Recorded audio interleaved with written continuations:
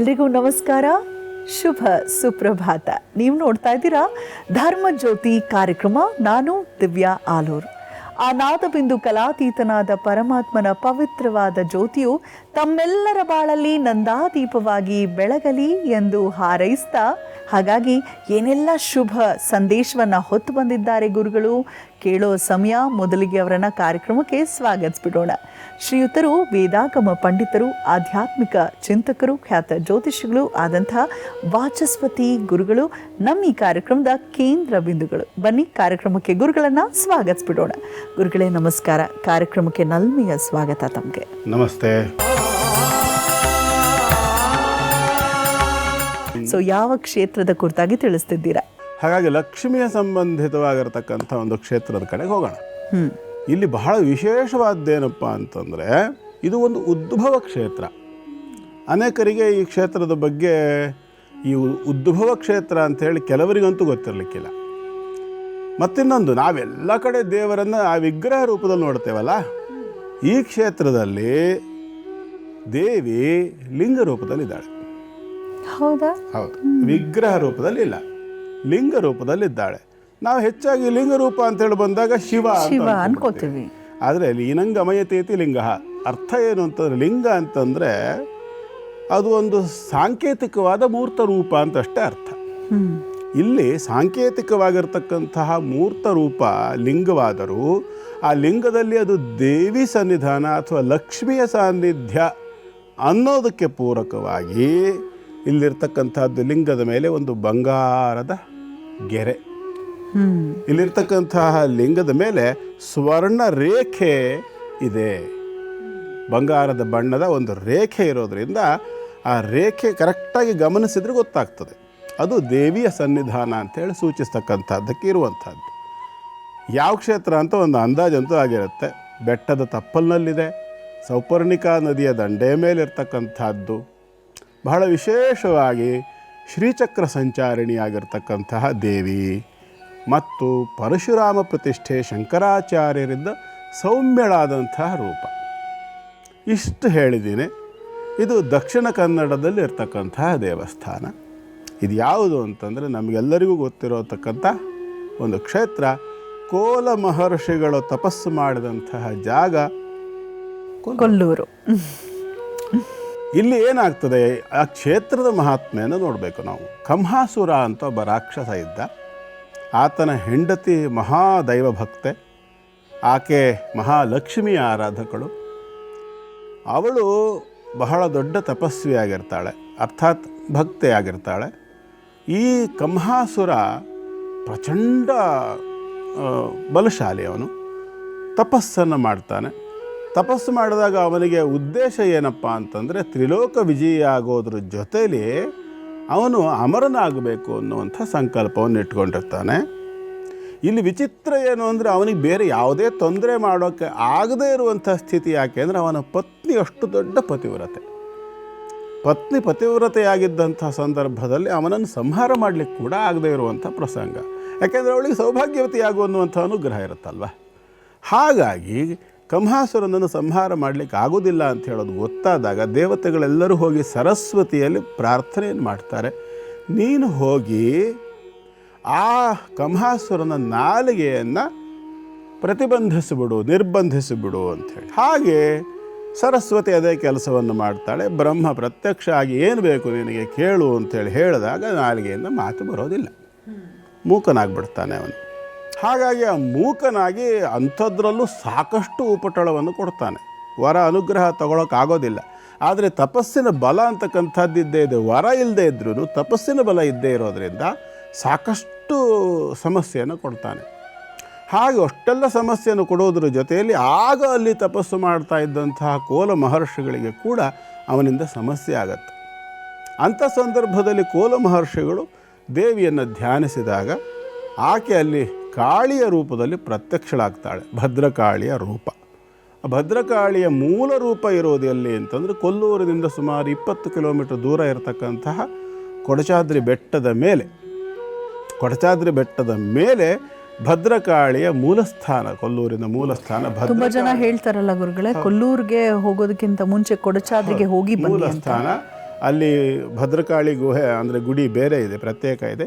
ಈ ಕಡೆ ಪಕ್ಕದಲ್ಲಿ ಪಂಚಮುಖಿ ಗಣಪತಿ, ಪರ್ವತೇಶ್ವರ ಶಿವ, ಅಮ್ಮನವರು, ಈ 3 ಪ್ರತ್ಯೇಕ. ಅದು ಬಹಳ ಅದ್ಭುತವಾಗಿದೆ. ಅದು ಹೋಗಿ ನೋಡಿದ್ರೆ ಮಾತ್ರ ಗೊತ್ತಾಗುತ್ತೆ. ಎಲ್ಲ ವಿವರಣೆ ನಾನು ಕೊಡೋಕ್ಕೆ ಹೋಗೋದಿಲ್ಲ. ಆದರೆ ಕ್ಷೇತ್ರ ಹಾಳು ಮಾಡೋದ್ರಲ್ಲಿ ನಾವು ಎಕ್ಸ್ಪರ್ಟ್ಗಳಲ್ವಾ. ಹಾಗಾಗಿ ಕೊಡಚಾದ್ರಿ ಬೆಟ್ಟವನ್ನು ಪೂರ್ತಿ ಗಲೀಜೆಬ್ಸಿದ್ದಾರೆ. ಹಾಗಾಗಿ ಈಗ ಅರಣ್ಯ ಇಲಾಖೆಯವರು ತುಂಬ ಬಿಗಿಯಾಗಿರ್ತಕ್ಕಂಥ ವ್ಯವಸ್ಥೆ ಮಾಡಿದ್ದಾರೆ. ಅಲ್ಲಿ ಪ್ರತಿಯೊಂದನ್ನು ಲೆಕ್ಕ, ಒಂದು ನೀರಿನ ಬಾಟ್ಲು ತೊಗೊಂಡು ಹೋದರೂ ಲೆಕ್ಕ ಕೊಡಬೇಕು, ಚಿಪ್ಸ್ ಪ್ಯಾಕೆಟ್ ಇತ್ಯಾದಿಗಳು ಅದೋ ಇಲ್ಲ, ಅಲ್ಲಿ ಹೋಗ್ಬಿಟ್ಟು ಎಲ್ಲ ಗಲೀಜು ಮಾಡಿ ಬರ್ತಾರೆ ಅಂಥೇಳಿ ಒಳ್ಳೆಯ ಒಂದು ವ್ಯವಸ್ಥೆ ಮಾಡಿದ್ದಾರೆ. ನಾವು ಅಲ್ಲಿ ಮೂಲ ನಿವಾಸಿಗಳಾದ್ರಿಂದ ನಮ್ಮ ಮೂಲ ಸ್ಥಾನ ಕೊಡಚಾದ್ರಿ ಬೆಟ್ಟದ ಬುಡದಲ್ಲೇ ನಮ್ಮ ಪೂರ್ವಜರಿದ್ದಂಥ ಜಾಗ, ನಾವು ದೇವಿ ಆರಾಧಕರಾಗಿದ್ದಂಥವ್ರು. ಹಾಗಾಗಿ ಆ ಒಂದು ಕೊಡಚಾದ್ರಿಯಲ್ಲಿ ಅವಳ ಒಂದು ಪ್ರತ್ಯಕ್ಷಳಾಗ್ತಾಳೆ, ಆವಿರ್ಭಾವಳಾಗಿ ಬರ್ತಾಳೆ ಭದ್ರಕಾಳಿ ರೂಪದಲ್ಲಿ. ಅಲ್ಲಿಂದ ಹುಲಿಯ ಮೇಲೆ ಕೂತು ಕೆಳಗಡೆ ಕದಳಿ ವನಕ್ಕೆ ಇಳಿತಾಳೆ ಅಂತ ಬರ್ತದೆ ಅಲ್ಲಿ ಮಹಾತ್ಮೆಯಲ್ಲಿ. ಅಲ್ಲಿ ಚಿತ್ರಮೂಲ ಅನ್ನುವಂಥ ಒಂದು ಪ್ರದೇಶದಲ್ಲಿ ಒಂದು ಬಂಡೆಯ ಮೇಲೆ ಹುಲಿಯ ಹೆಜ್ಜೆಯ ಗುರುತು ಕೂಡ ಈಗಲೂ ಇದೆ. ಅಲ್ಲಿಂದ ಇಳಿದಳು ಆಕೆ ಕೋಲ ಮಹರ್ಷಿಯನ್ನು ರಕ್ಷಣೆ ಮಾಡಲಿಕ್ಕಾಗಿ ಅಂತೇಳಿ. ಸುಮಾರು ಒಂದು 5 ಅಡಿ ವ್ಯಾಸದ ಅಳತೆಯಲ್ಲಿ ಬರ್ತಕ್ಕಂಥ ಹೆಜ್ಜೆ ಗುರುತು, ಉಗುರು, ಆ ಬೆರಳುಗಳು ಒತ್ತಿರೋದು ಬಂಡೆಯ ಮೇಲೆ ಸ್ಪಷ್ಟವಾಗಿ ಗೊತ್ತಾಗುತ್ತೆ. ಈಗಲೂ ಚಿತ್ರಮೂಲದಲ್ಲಿ ಸುಮಾರು 5 ಅಡಿ ವ್ಯಾಸದ ಹೆಜ್ಜೆ ಗುರುತಿದೆ. ಅದು ಹುಲಿ ಎಷ್ಟು ದೊಡ್ಡದಿರ್ಬೋದು ಅಂತ ನಾವು ಊಹೆ ಮಾಡ್ಕೋಬೇಕು. ತಾಯಿ ಎಷ್ಟು ದೊಡ್ಡ, ಅವಳು ದೇಹ ಆಕಾರ ಎಷ್ಟು ದೊಡ್ಡದಾಗಿ ಅವಳು ಪ್ರತ್ಯಕ್ಷಳಾಗಿ ಬಂದಿರ್ಬೋದು ಆ ಚೈತನ್ಯ ಅಂತ ಯೋಚನೆ ಮಾಡಿದರೆ ಆಶ್ಚರ್ಯ ಆಗುತ್ತೆ. ಕೆಳಗಡೆ ಇಳಿದು ಕೋಲ ಮಹರ್ಷಿಗೆ ಆಕೆ ಭದ್ರಕಾಳಿ ರೂಪದಲ್ಲಿ ದರ್ಶನವನ್ನು ಕೊಟ್ಟು ಉಗ್ರ ರೂಪದಿಂದ ಕಂಹಾಸುರನನ್ನು ಸಂಹಾರ ಮಾಡಿ ಕೋಲ ಮಹರ್ಷಿಗಳ ಪ್ರಾರ್ಥನೆಗೆ ಮನ್ನಿಸಿ ಅಲ್ಲಿ ನೆಲೆ ನಿಲ್ತಾಳೆ. ಸ್ವರ್ಣ ರೇಖಾಂಕಿತವಾಗಿರ್ತಕ್ಕಂಥ ಲಿಂಗ ರೂಪದಲ್ಲಿ ಉದ್ಭವಳಾಗ್ತಾಳೆ. ಆ ನಂತರದಲ್ಲಿ ಅಲ್ಲಿ ಪರಶುರಾಮರು ಬಂದು ಅಲ್ಲಿ ಚಿನ್ನದ ಒಂದು ವಿಗ್ರಹವನ್ನು ಪ್ರತಿಷ್ಠೆ ಮಾಡಿದರು ಅಂಥೇಳಿ ಬರ್ತದೆ. ಅದು ಈಗ ಪಂಚಲೋಹದ್ದು. ಮತ್ತು ಬಹುಶಃ ಯಾವುದೋ ಕಾಲದಲ್ಲಿ ನಮ್ಮ ದೇಶದ ಮೇಲೆ ಪರದೇಶದವರ ದಾಳಿ ಬೇಕಷ್ಟು ಬಾರಿ ಆಗಿರೋದ್ರಿಂದ ಬಹುಶಃ ಈಗಿರ್ತಕ್ಕಂಥ ವಿಗ್ರಹ ಪರಶುರಾಮರೇ ಪ್ರತಿಷ್ಠೆ ಮಾಡಿದ್ದೋ ಅಥವಾ ನಂತರದಲ್ಲಿ ಏನಾದರೂ ಬದಲಾಯಿತೋ ಪರಮಾತ್ಮ ಗೊತ್ತು, ನಮಗೆ ಗೊತ್ತಿಲ್ಲ.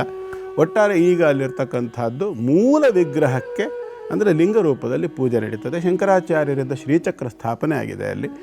ಆ ಶಂಕರಾಚಾರ್ಯರು ಎಲ್ಲಿ ಸಂಚಾರ ಮಾಡ್ತಾ ಬಂದಂಥ ಸಂದರ್ಭದಲ್ಲಿ ಬಹಳ ಉಗ್ರ ರೂಪದಿಂದ ಆಕೆ ದರ್ಶನವನ್ನು ಕೊಡ್ತಾಳೆ.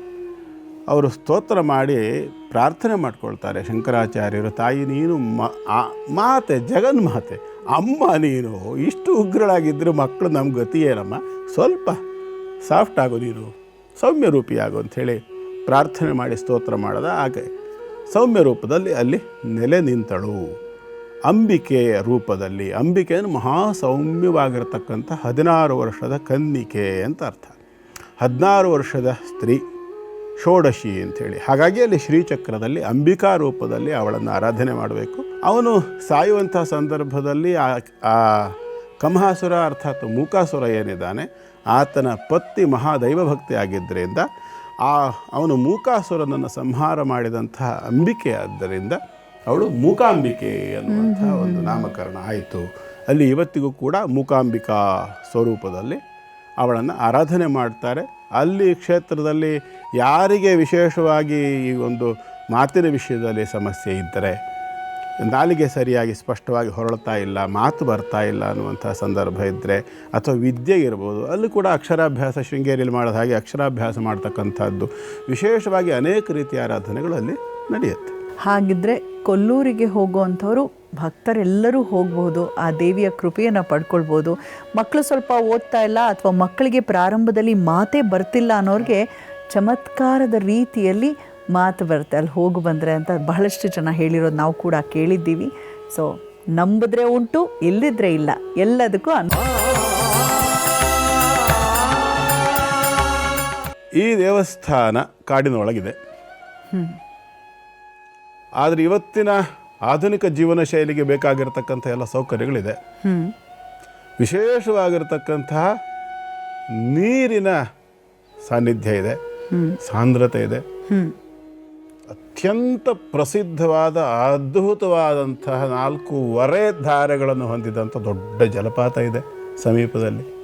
ಇದೆಲ್ಲದರ ಜೊತೆಯಲ್ಲಿ ತಲೆಮಾರಿನಿಂದ ಆಂಜನೇಯನನ್ನು ಹೃದಯದ ಒಳಗಡೆ ಇಟ್ಟು, ಅವನು ಹೃದಯದ ಒಳಗಡೆ ರಾಮನನ್ನು ಇಟ್ಕೊಂಡಿದ್ದರೆ ಇವರು ಹೃದಯದ ಒಳಗಡೆ ಹನುಮಂತನನ್ನು ಇಟ್ಕೊಂಡು ಆರಾಧನೆ ಮಾಡ್ಕೊಂಡು ಬಂದಿರತಕ್ಕಂಥ ಕುಟುಂಬದ ಕೌಟುಂಬಿಕವಾದ ಆರಾಧನಾ ಹಿನ್ನೆಲೆಯ ಪರಂಪರೆ ಇರತಕ್ಕಂಥ ಒಂದು ಕ್ಷೇತ್ರ. ಗೊತ್ತಾಯ್ತು ನನಗೆ. ಗೊತ್ತಾಯ್ತಾ? ಬಂಗಾರಮಕ್ಕಿ. ಬಂಗಾರ ಬಕ್ಕಿ. ಬಹುಶಃ ಬಹಳಷ್ಟು ಜನರಿಗೆ ಈ ಕ್ಷೇತ್ರದ ಬಗ್ಗೆ ಪರಿಚಯ ಇದೆಯೋ ಇಲ್ಲೋ ಗೊತ್ತಿಲ್ಲ. ಆದರೆ ಚಮತ್ಕಾರಗಳು, ವಿಸ್ಮಯಗಳ ಹಿಂದೆ ಓಡೋವಂಥ ಜನರು ಒಮ್ಮೆ ಆದರೂ ದರ್ಶನ ಮಾಡಲೇಬೇಕಾಗಿರುವಂಥ ಜಾಗ. ಸೊ ಗುರುಗಳ ಬಾಯಿಂದಲೇ ಕೇಳೋಣ ವಿಸ್ಮಯಕಾರಿ ವಿಚಾರಗಳನ್ನು. ನನಗೆ ಈಗ ಅನೇಕ ವರ್ಷಗಳಿಂದ ಗೇರುಸೊಪ್ಪೆಗೆ ಹೋಗ್ಲಿಕ್ಕೆ ಆಗಲಿಲ್ಲ. ಬಂಗಾರಮಕ್ಕಿ ಆಂಜನೇಯನ ಇದಕ್ಕಾದರೂ ಗೇರುಸೊಪ್ಪೆ ಅಂತ ಹೇಳ್ತಕ್ಕಂಥದ್ದು ಆ ಊರಿಗಿರೋ ಹೆಸರು. ನನಗೆ ಈಗ ಇತ್ತೀಚೆಗೆ ಹೋಗ್ಲಿಕ್ಕೆ ಆಗಲಿಲ್ಲ. ಇತ್ತೀಚೆಗೆ ಅಂದರೆ ಸುಮಾರು ಒಂದು 30 ವರ್ಷನೇ ಆಗೋಯ್ತು. 34-35 ವರ್ಷಗಳಿಂದ 1993ರಿಂದ 1993ನೇ ಇಸ್ವಿ ಮೇ ತಿಂಗಳಿನಲ್ಲಿ ಮಾರುತಿ ಭಟ್ರು ನಾನು ಇಬ್ಬರು ಭೇಟಿಯಾಗಿದ್ದ ನಂತರ ಬಿಟ್ಟರೆ ಇವತ್ತಿನವರೆಗೆ ನಮಗಿಬ್ಬರಿಗೆ ಭೇಟಿ ಮಾಡ್ಕೊಳ್ಳಿಕ್ಕೆ ಅವಕಾಶ ಆಗಿ ಬರಲಿಲ್ಲ. ನಾವು ನಮ್ಮ ಕೆಲಸದಲ್ಲಿ ಬ್ಯುಸಿ ಆದ್ವಿ. ಆ ನಂತರದಲ್ಲಿ ಅಧ್ಯಯನ ಮುಂದುವರಿಸ್ಬೇಕು, PhD ಮಾಡಬೇಕು, ಡೆಲ್ಲಿಗೆ ಹೋಗಬೇಕು, ಜಾಬ್ ಮಾಡಬೇಕು, ಪ್ರೊಫೆಸರ್ ಆಗಬೇಕು, ಈ ಥರದ ಹುಚ್ಚುಗಳಿದ್ವು ನಮಗೆ. ಹಾಗಾಗಿ ಆ ಕಡೆ ಹೋಯಿತು ತಲೆ. ಆ ನಂತರದಲ್ಲಿ ಉತ್ತರ ಭಾರತ ಕಡೆಗೆ ಹೋಗಿ ಆಯಿತು.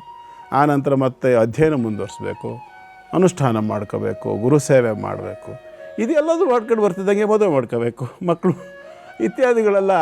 ಆ ನಂತರದಲ್ಲಿ ಸ್ವಲ್ಪ ನಾವು ಮಾರುತಿ ಗುರುಗಳೇನಿದ್ದಾರೆ ಅವ್ರ ಜೊತೆ ಭೇಟಿ ಮಾಡಲಿಕ್ಕೆ ಅವಕಾಶಗಳಾಗಿ ಬರಲಿಲ್ಲ. ಅದಕ್ಕಿಂತ ಮುಂಚಿತವಾಗಿ ಕೂಡ ಪರಂಪರಾನುಗತವಾಗಿ ಅಲ್ಲಿ ಆಂಜನೇಯನ ಆರಾಧನೆ ನಡೀತದೆ. ಭಾಳ ವಿಶೇಷ ಏನಂತಂದರೆ, ನಾನು ಈಗಿನ ಮಾರುತಿ ಶರ್ಮರ ಮೈ ಮೇಲೆ ಒಂದು ಆಂಜನೇಯನ ಆವಾಹನೆ ಆಗ್ತಕ್ಕಂಥ ಸಂದರ್ಭ ಏನಿದೆ ಅದನ್ನು ನಾನು ಕಣ್ಣಾರೆ ಕಂಡಿಲ್ಲ, ಸುಮ್ಮನೆ ಹೇಳಬಾರ್ದು. ನಾನು ಕಂಡಿದ್ದೀನಿ. ಹಾಂ, ಅದು ನಿಮ್ಮ ಪುಣ್ಯ ಅದು. ಆದರೆ ಹಿಂದೆ ಅವರ ತಂದೆಯವರಿದ್ದಂಥ ಸಂದರ್ಭ ಗಣೇಶ್ ಭಟ್ರು, ಹೌದು, ಅವರು ಯಾಕೆ ಇದರ ಬಗ್ಗೆ ಇಷ್ಟು ಅನುಭವ ಅಂತಂದರೆ, ಅವರು ಬೆಳಗಿದ್ರು, ಇವ್ರ ತಂದೆಯವರು ಬೆಳಗಿದ್ರು. ಆದರೆ ಆಂಜನೇಯನ ಆ ಒಂದು ಚೈತನ್ಯ ಆವಾಹನೆ ಆದಾಗ ಶರೀರದ ಮೇಲೆ ಶರೀರದ ಬಣ್ಣ ಗ್ರೀನಿಶ್ ಆಗ್ತಿತ್ತು. ಹೌದಾ? ಗ್ರೀನಿಶ್, ಗ್ರೀನ್ ಅಲ್ಲ, ಗ್ರೀನಿಶ್ ಆಗ್ತಿತ್ತು. ಅಂದರೆ ಮುಖದ ವರ್ಣ, ಆ ಮುಖದ ಸುಮ್ಮನೆ ಸರಿಯಾಗಿ ಆ ಮುಖವನ್ನು ಗಮನಿಸಿದರೆ ಪಕ್ಕ ನಾವು ಆಂಜನೇಯನ ನೋಡ್ತಿದ್ದೇವೆ ಅಂತ ಫೀಲ್ ಆಗ್ಬೋದಾಗಿತ್ತು.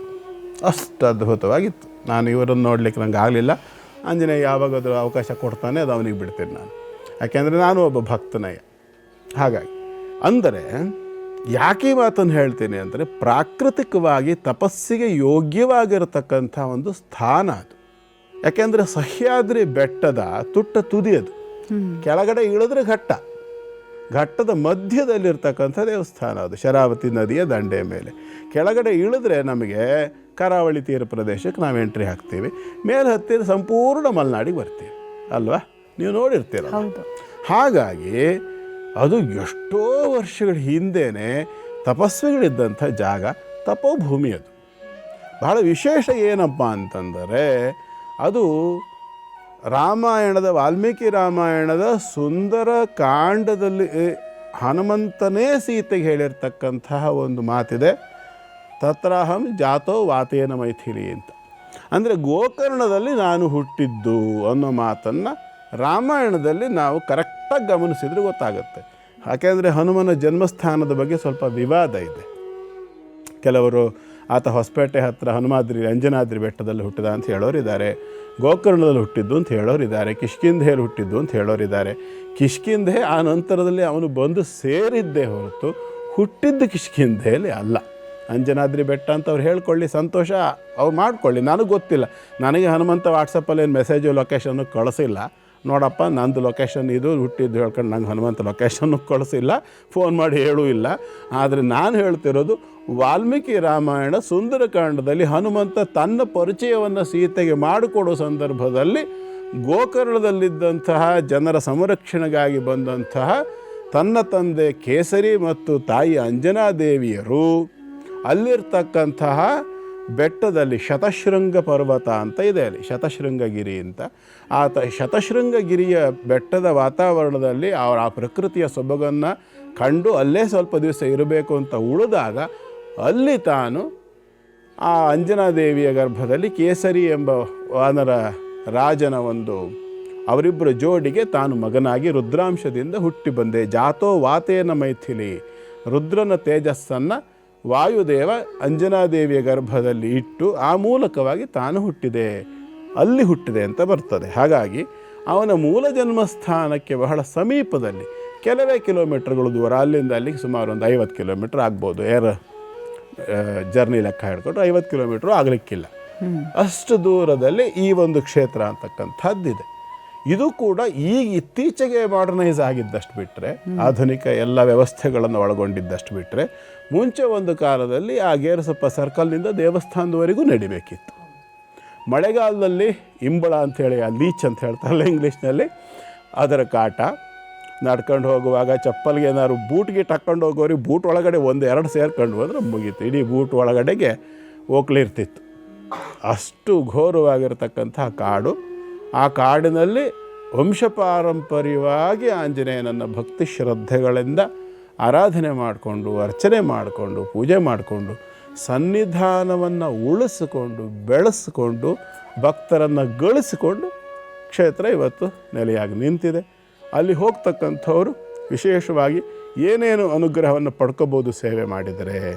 ಬುದ್ಧಿ, ಬಲ, ಯಶಸ್ಸು, ಧೈರ್ಯ, ಆರೋಗ್ಯ, ಸೋಮಾರಿತನವನ್ನು ಬಿಟ್ಟು ಚುರುಕುತನ ಮತ್ತು ಶುದ್ಧವಾಗಿ, ಶುಭ್ರವಾಗಿ, ಸ್ವಚ್ಛವಾಗಿ, ಸ್ಫುಟವಾಗಿ, ಹಿತವಾಗಿ, ಮಿತವಾಗಿ ಮಾತಾಡ್ತಕ್ಕಂಥ ಕಲೆ, ವಾಕ್ಪಟುತ್ವ, ಇವೆಲ್ಲವನ್ನು ಕೂಡ ಅಲ್ಲಿಯ ಹನುಮಂತನನ್ನು ವ್ಯವಸ್ಥಿತವಾದ ರೀತಿಯಲ್ಲಿ ಸೇವೆ ಮಾಡಿದ್ದಾರೆ. ಸರಿಯಾದ ರೀತಿಯಲ್ಲಿ ಇಷ್ಟನ್ನು ಕೂಡ ಗೇರುಸೊಪ್ಪ ಅಥವಾ ಬಂಗಾರಮಕ್ಕಿ ಆಂಜನೇಯನ ಸನ್ನಿಧಾನದಲ್ಲಿ ವೀರಾಂಜನೇಯ ಅವನು ಖಂಡಿತವಾಗಲೂ ನಾವು ಹೊಂದಲಿಕ್ಕೆ ಅವಕಾಶ ಉಂಟು. ನದಿಯಲ್ಲಿ ಸಿಕ್ಕಿದಂತಹ ಮೂರ್ತಿ ಅಂತ ಕೂಡ ಹೇಳಲಾಗತ್ತೆ ಅಲ್ವಾ ಗುರುಜಿ? ಅವ್ರು ಸಿಕ್ಕಿದ ನಂತರವೇ ಈಗ ಮಾರುತಿ ಗುರುಗಳಿಗೇನು ಪ್ರಸ್ತುತ ಅವರಿಗೆ ಮೈಮೇಲೆ ದೇವ್ರು ಬರ್ತಿದೆ ಅಂದರೆ ಆ ಭಾಗದಲ್ಲಿ ದರ್ಶನ ಅಂತ ಅದನ್ನ ಹೇಳಲಾಗತ್ತೆ.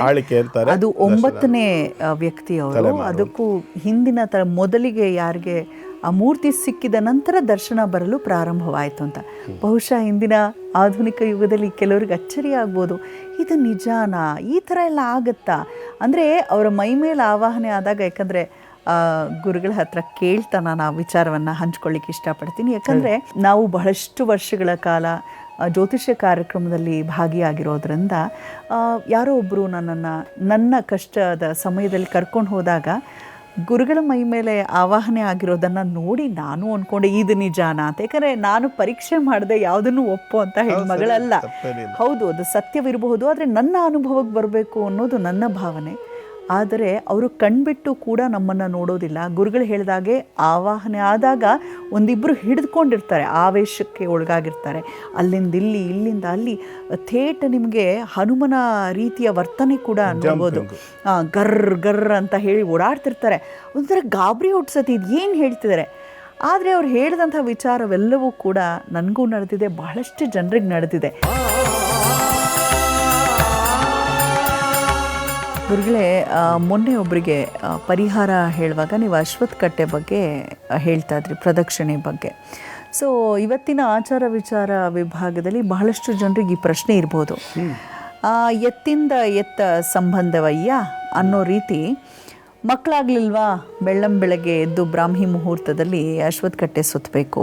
ಮದುವೆ ಆಗಿಲ್ವಾ, ಅದಕ್ಕೂ ಕೂಡ ನೀವು ಅಶ್ವತ್ಥ ಕಟ್ಟೆ ಸುತ್ತಬೇಕು, ಅಶ್ವತ್ಥ ಮರದ ಸುತ್ತಬೇಕು. ಪಕ್ಕದಲ್ಲಿ ಒಂದು ಬೇವು ಇರಬೇಕು, ಅಲ್ಲಿ ನಾಗರ ಪ್ರತಿಷ್ಠಾಪನೆ ಕೂಡ ಆಗಿರಬೇಕು, ಅಲ್ಲೇ ಪ್ರದಕ್ಷಿಣೆ ಮಾಡಬೇಕು. ಮತ್ತು ಆ ದಾರವನ್ನು ಸುತ್ತುವಂಥದ್ದು ಅಶ್ವತ್ಥ ಮರಕ್ಕೆ, ಇವೆಲ್ಲವನ್ನು ನಾವು ನೋಡ್ತಾ ಇರ್ತೀವಿ. ಒಂದು ಯಾವಾಗೂ ನನಗೇನು ಅನಿಸುತ್ತೆ ಅಂದರೆ, ಮೊನ್ನೆ ನಾವು ಮಾತಾಡ್ತಿದ್ವಿ ಷಷ್ಠಿಯಂದು ಮತ್ತು ನಾಗರ ಪಂಚಮಿಯಂದು ಹಾಲು ಏನು ಎರಿತೀವಿ ನಾವು, ಹಾಗೆ ನಾಗರ ಕಲ್ಲಿನ ಮೇಲೆ ಹಾಲು ಪ್ರತಿದಿನ ಹಾಕಿರ್ತಾರೆ ಕೆಲವರೆಲ್ಲ. ಏನೋ ಹರಕೆ ಇರುತ್ತೆ, ಅದು ಫಲಿಸಿರುತ್ತೆ ಅಂತ ಭಾವಿಸ್ತೇನೆ.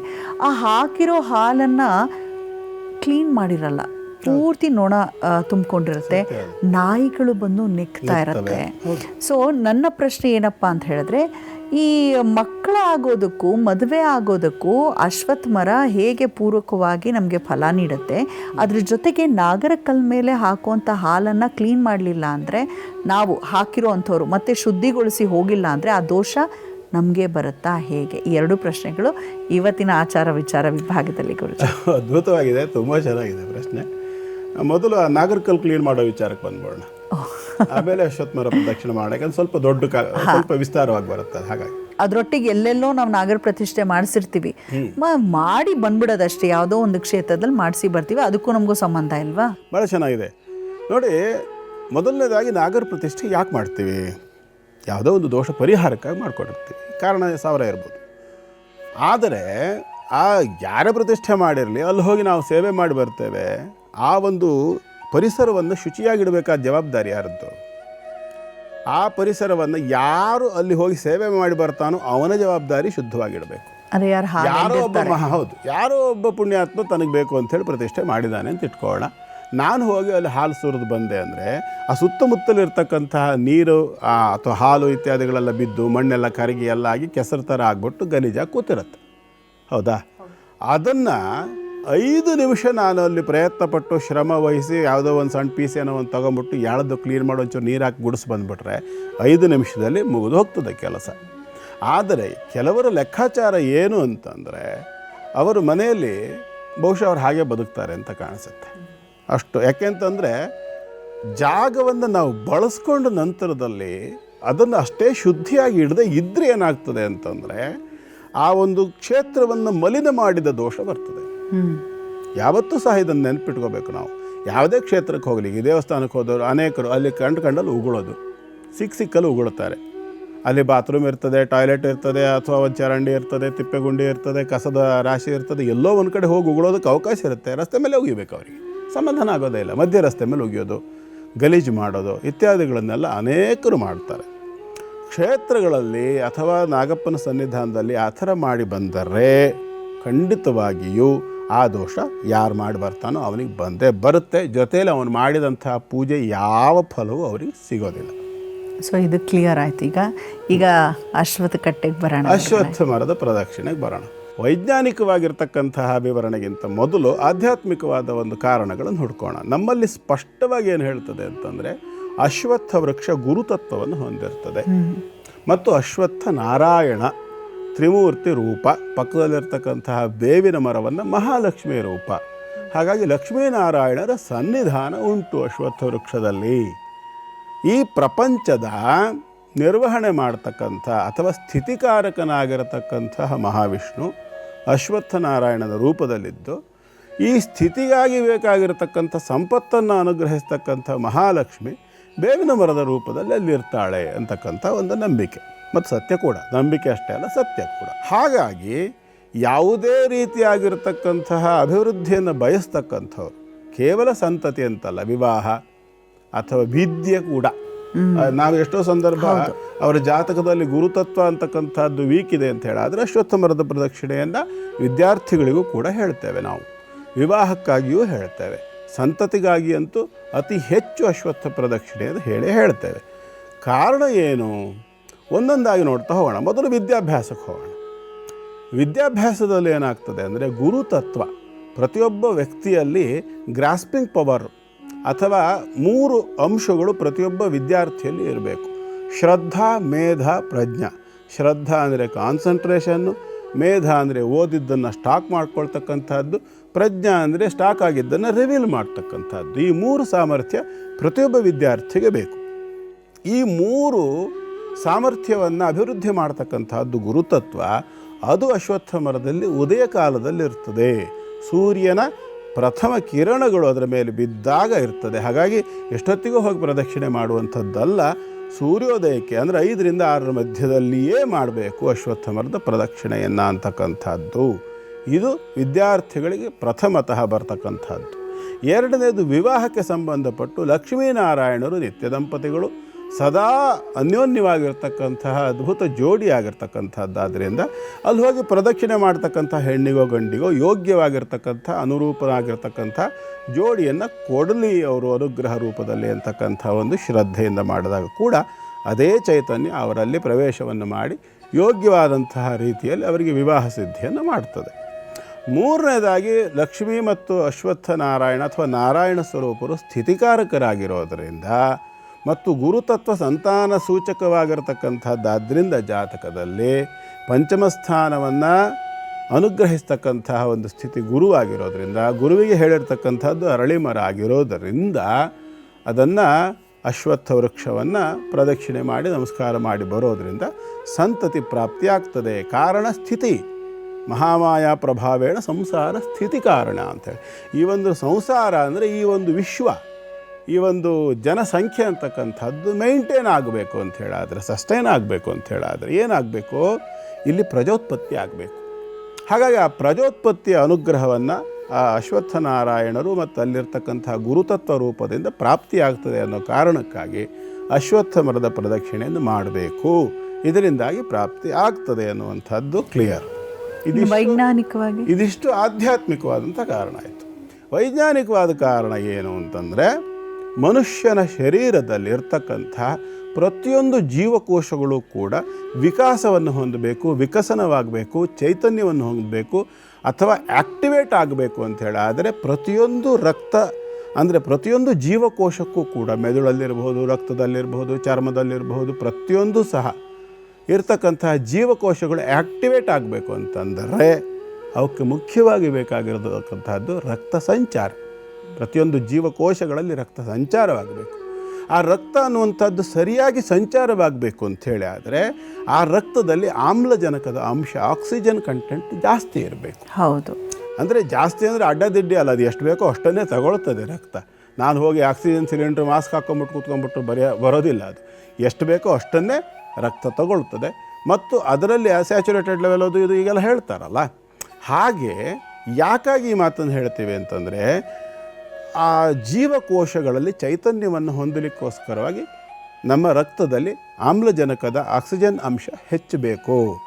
ಇದೇ ಒಂದು ಮುಖದ ಲಕ್ಷಣವನ್ನು ಕೂಡ ಪಾಸಿಟಿವ್ ಆಗಿ, ತುಂಬ ವೈಬ್ರೆಂಟ್ ಆಗಿ, ತುಂಬ ಚೆನ್ನಾಗಿ ಕಾಣುವಂಥ ರೀತಿಯಲ್ಲಿ ಮುಖದ ಸೌಂದರ್ಯವನ್ನು ಜೀವಕೋಶಗಳು ಚೈತನ್ಯವನ್ನು ಹೊಂದಿದಾಗ, ಅರ್ಥಾತ್ ಬಾಡಿಲಿರ್ತಕ್ಕಂಥ ಸೆಲ್ಸ್ ಆ್ಯಕ್ಟಿವ್ ಆದಾಗ ಫೇಸ್ ಗ್ಲೋ ಆಗ್ತದೆ. ಇಂಗ್ಲೀಷ್ನಲ್ಲಿ ಹೇಳಿದ್ರೆ ಬೇಗ ಅರ್ಥ ಆಗ್ತದೆ.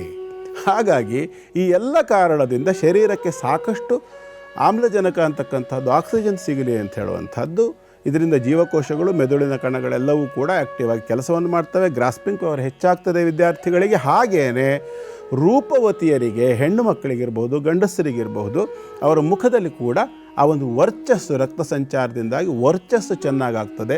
ಮತ್ತು ಯಾರಿಗೆ ಸಂತತಿ ಸಮಸ್ಯೆ ಇರ್ತದೆ ಅದಕ್ಕೆ ಕಾರಣವಾಗ್ತಕ್ಕಂಥದ್ದು, ಅದು ಹೆಣ್ಣು ಮಕ್ಕಳಾದರೆ ಗರ್ಭಕ್ಕೆ ಸಂಬಂಧಪಟ್ಟು ಅಂಡಾಶಯದಲ್ಲಿರ್ಬೋದು, ಡಿಂಬನಳಿಕೆಯಲ್ಲಿ ಇರ್ಬೋದು, ಗರ್ಭಕೋಶದಲ್ಲಿ ಇರ್ಬೋದು, ಅಲ್ಲಿರ್ತಕ್ಕಂಥ ಜೀವಕೋಶಗಳಲ್ಲಿ ಶಕ್ತಿಹೀನತೆ ಇದ್ದಾಗ ಆ ಗರ್ಭವನ್ನು ಹಿಡಿದಿಟ್ಕೊಳ್ತಕ್ಕಂಥ ಸಾಮರ್ಥ್ಯ ಕಡಿಮೆ ಇರ್ತದೆ.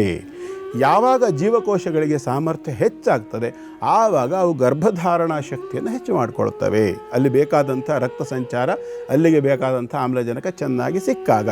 ಸೇಮ್ ಗಂಡಸರಲ್ಲೂ ಕೂಡ ಅವರಲ್ಲಿರ್ತಕ್ಕಂಥ ವೀರ್ಯಾಣುಗಳ ಸಂಖ್ಯೆ ಕಡಿಮೆ ಇದ್ದ ಪಕ್ಷದಲ್ಲಿ ಅದಕ್ಕೆ ಬೇಕಾಗಿರ್ತಕ್ಕಂಥ ಪೋಷಕಾಂಶಗಳನ್ನು ರಕ್ತ ಹೊಂದುತ್ತದೆ. ಅದರಲ್ಲಿ ಗಾಳಿ ಅಂದರೆ ಆಮ್ಲಜನಕದ ಸಂಚಾರ ಹೆಚ್ಚಾಗಿ ಆದಾಗ ಅವರಲ್ಲಿರ್ತಕ್ಕಂಥ ಪುರುಷತ್ವ ಅಂತಕ್ಕಂಥದ್ದು ವೃದ್ಧಿ ಆಗ್ತದೆ. ಯಾವಾಗ ಈ ಪುರುಷತ್ವ ಮತ್ತು ಹೆಣ್ಣಿನ ಒಂದು ಗರ್ಭ ಸಾಮರ್ಥ್ಯ ಅಂತಕ್ಕಂಥದ್ದು ಹೆಚ್ಚಾಗ್ತದೆ ಆವಾಗ ಅವರಲ್ಲಿ ಪ್ರಜೋತ್ಪತ್ತಿ ಅವಕಾಶ ಹೆಚ್ಚಾಗ್ತದೆ. ಇದಕ್ಕೆ ಮೂಲ ಕಾರಣ ಇದು ವೈಜ್ಞಾನಿಕವಾಗಿರ್ತಕ್ಕಂಥದ್ದು. ಹಾಗಾಗಿ ಅಲ್ಲಿ ಪ್ರದಕ್ಷಿಣಾಕಾರವಾಗಿಯೇ ಅದಕ್ಕೆ ನಾವು ಪ್ರದಕ್ಷಿಣೆಯನ್ನು ಹಾಕಬೇಕು ಅಂತ ಹೇಳುತ್ತೆ. ಯಾಕಂದರೆ ಅತಿ ಹೆಚ್ಚು ಆಕ್ಸಿಜನ್ ಆಚೆ ಕೊಡುತ್ತೆ, ಎಲ್ಲ ಗಿಡಗಳಿಗಿಂತ ಹೆಚ್ಚು ಆಕ್ಸಿಜನ್. ಅದಕ್ಕೆ ಕಾರಣ ಏನು ಅಂದರೆ ಅಶ್ವತ್ಥ ಮರದ ಎಲೆಗಳಲ್ಲಿ ಆ ಒಂದು ಆಕ್ಸಿಜನನ್ನು ಅತಿ ಹೆಚ್ಚಾಗಿ ಹೊರಗಡೆ ಹಾಕ್ತಕ್ಕಂಥ ಸಾಮರ್ಥ್ಯ ಇದೆ.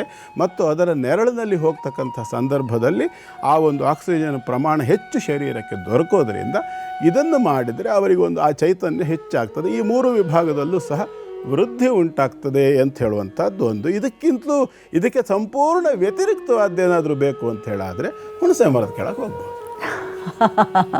ಫುಲ್ ಕಮ್ಮಿ ಆಕ್ಸಿಜನ್, ಅದಕ್ಕೆ ಒಂದು ರೀತಿ ಬೇರೆಯ ಭಾವ ಮೂಡುತ್ತಲ್ಲ ಹೋದರೆ.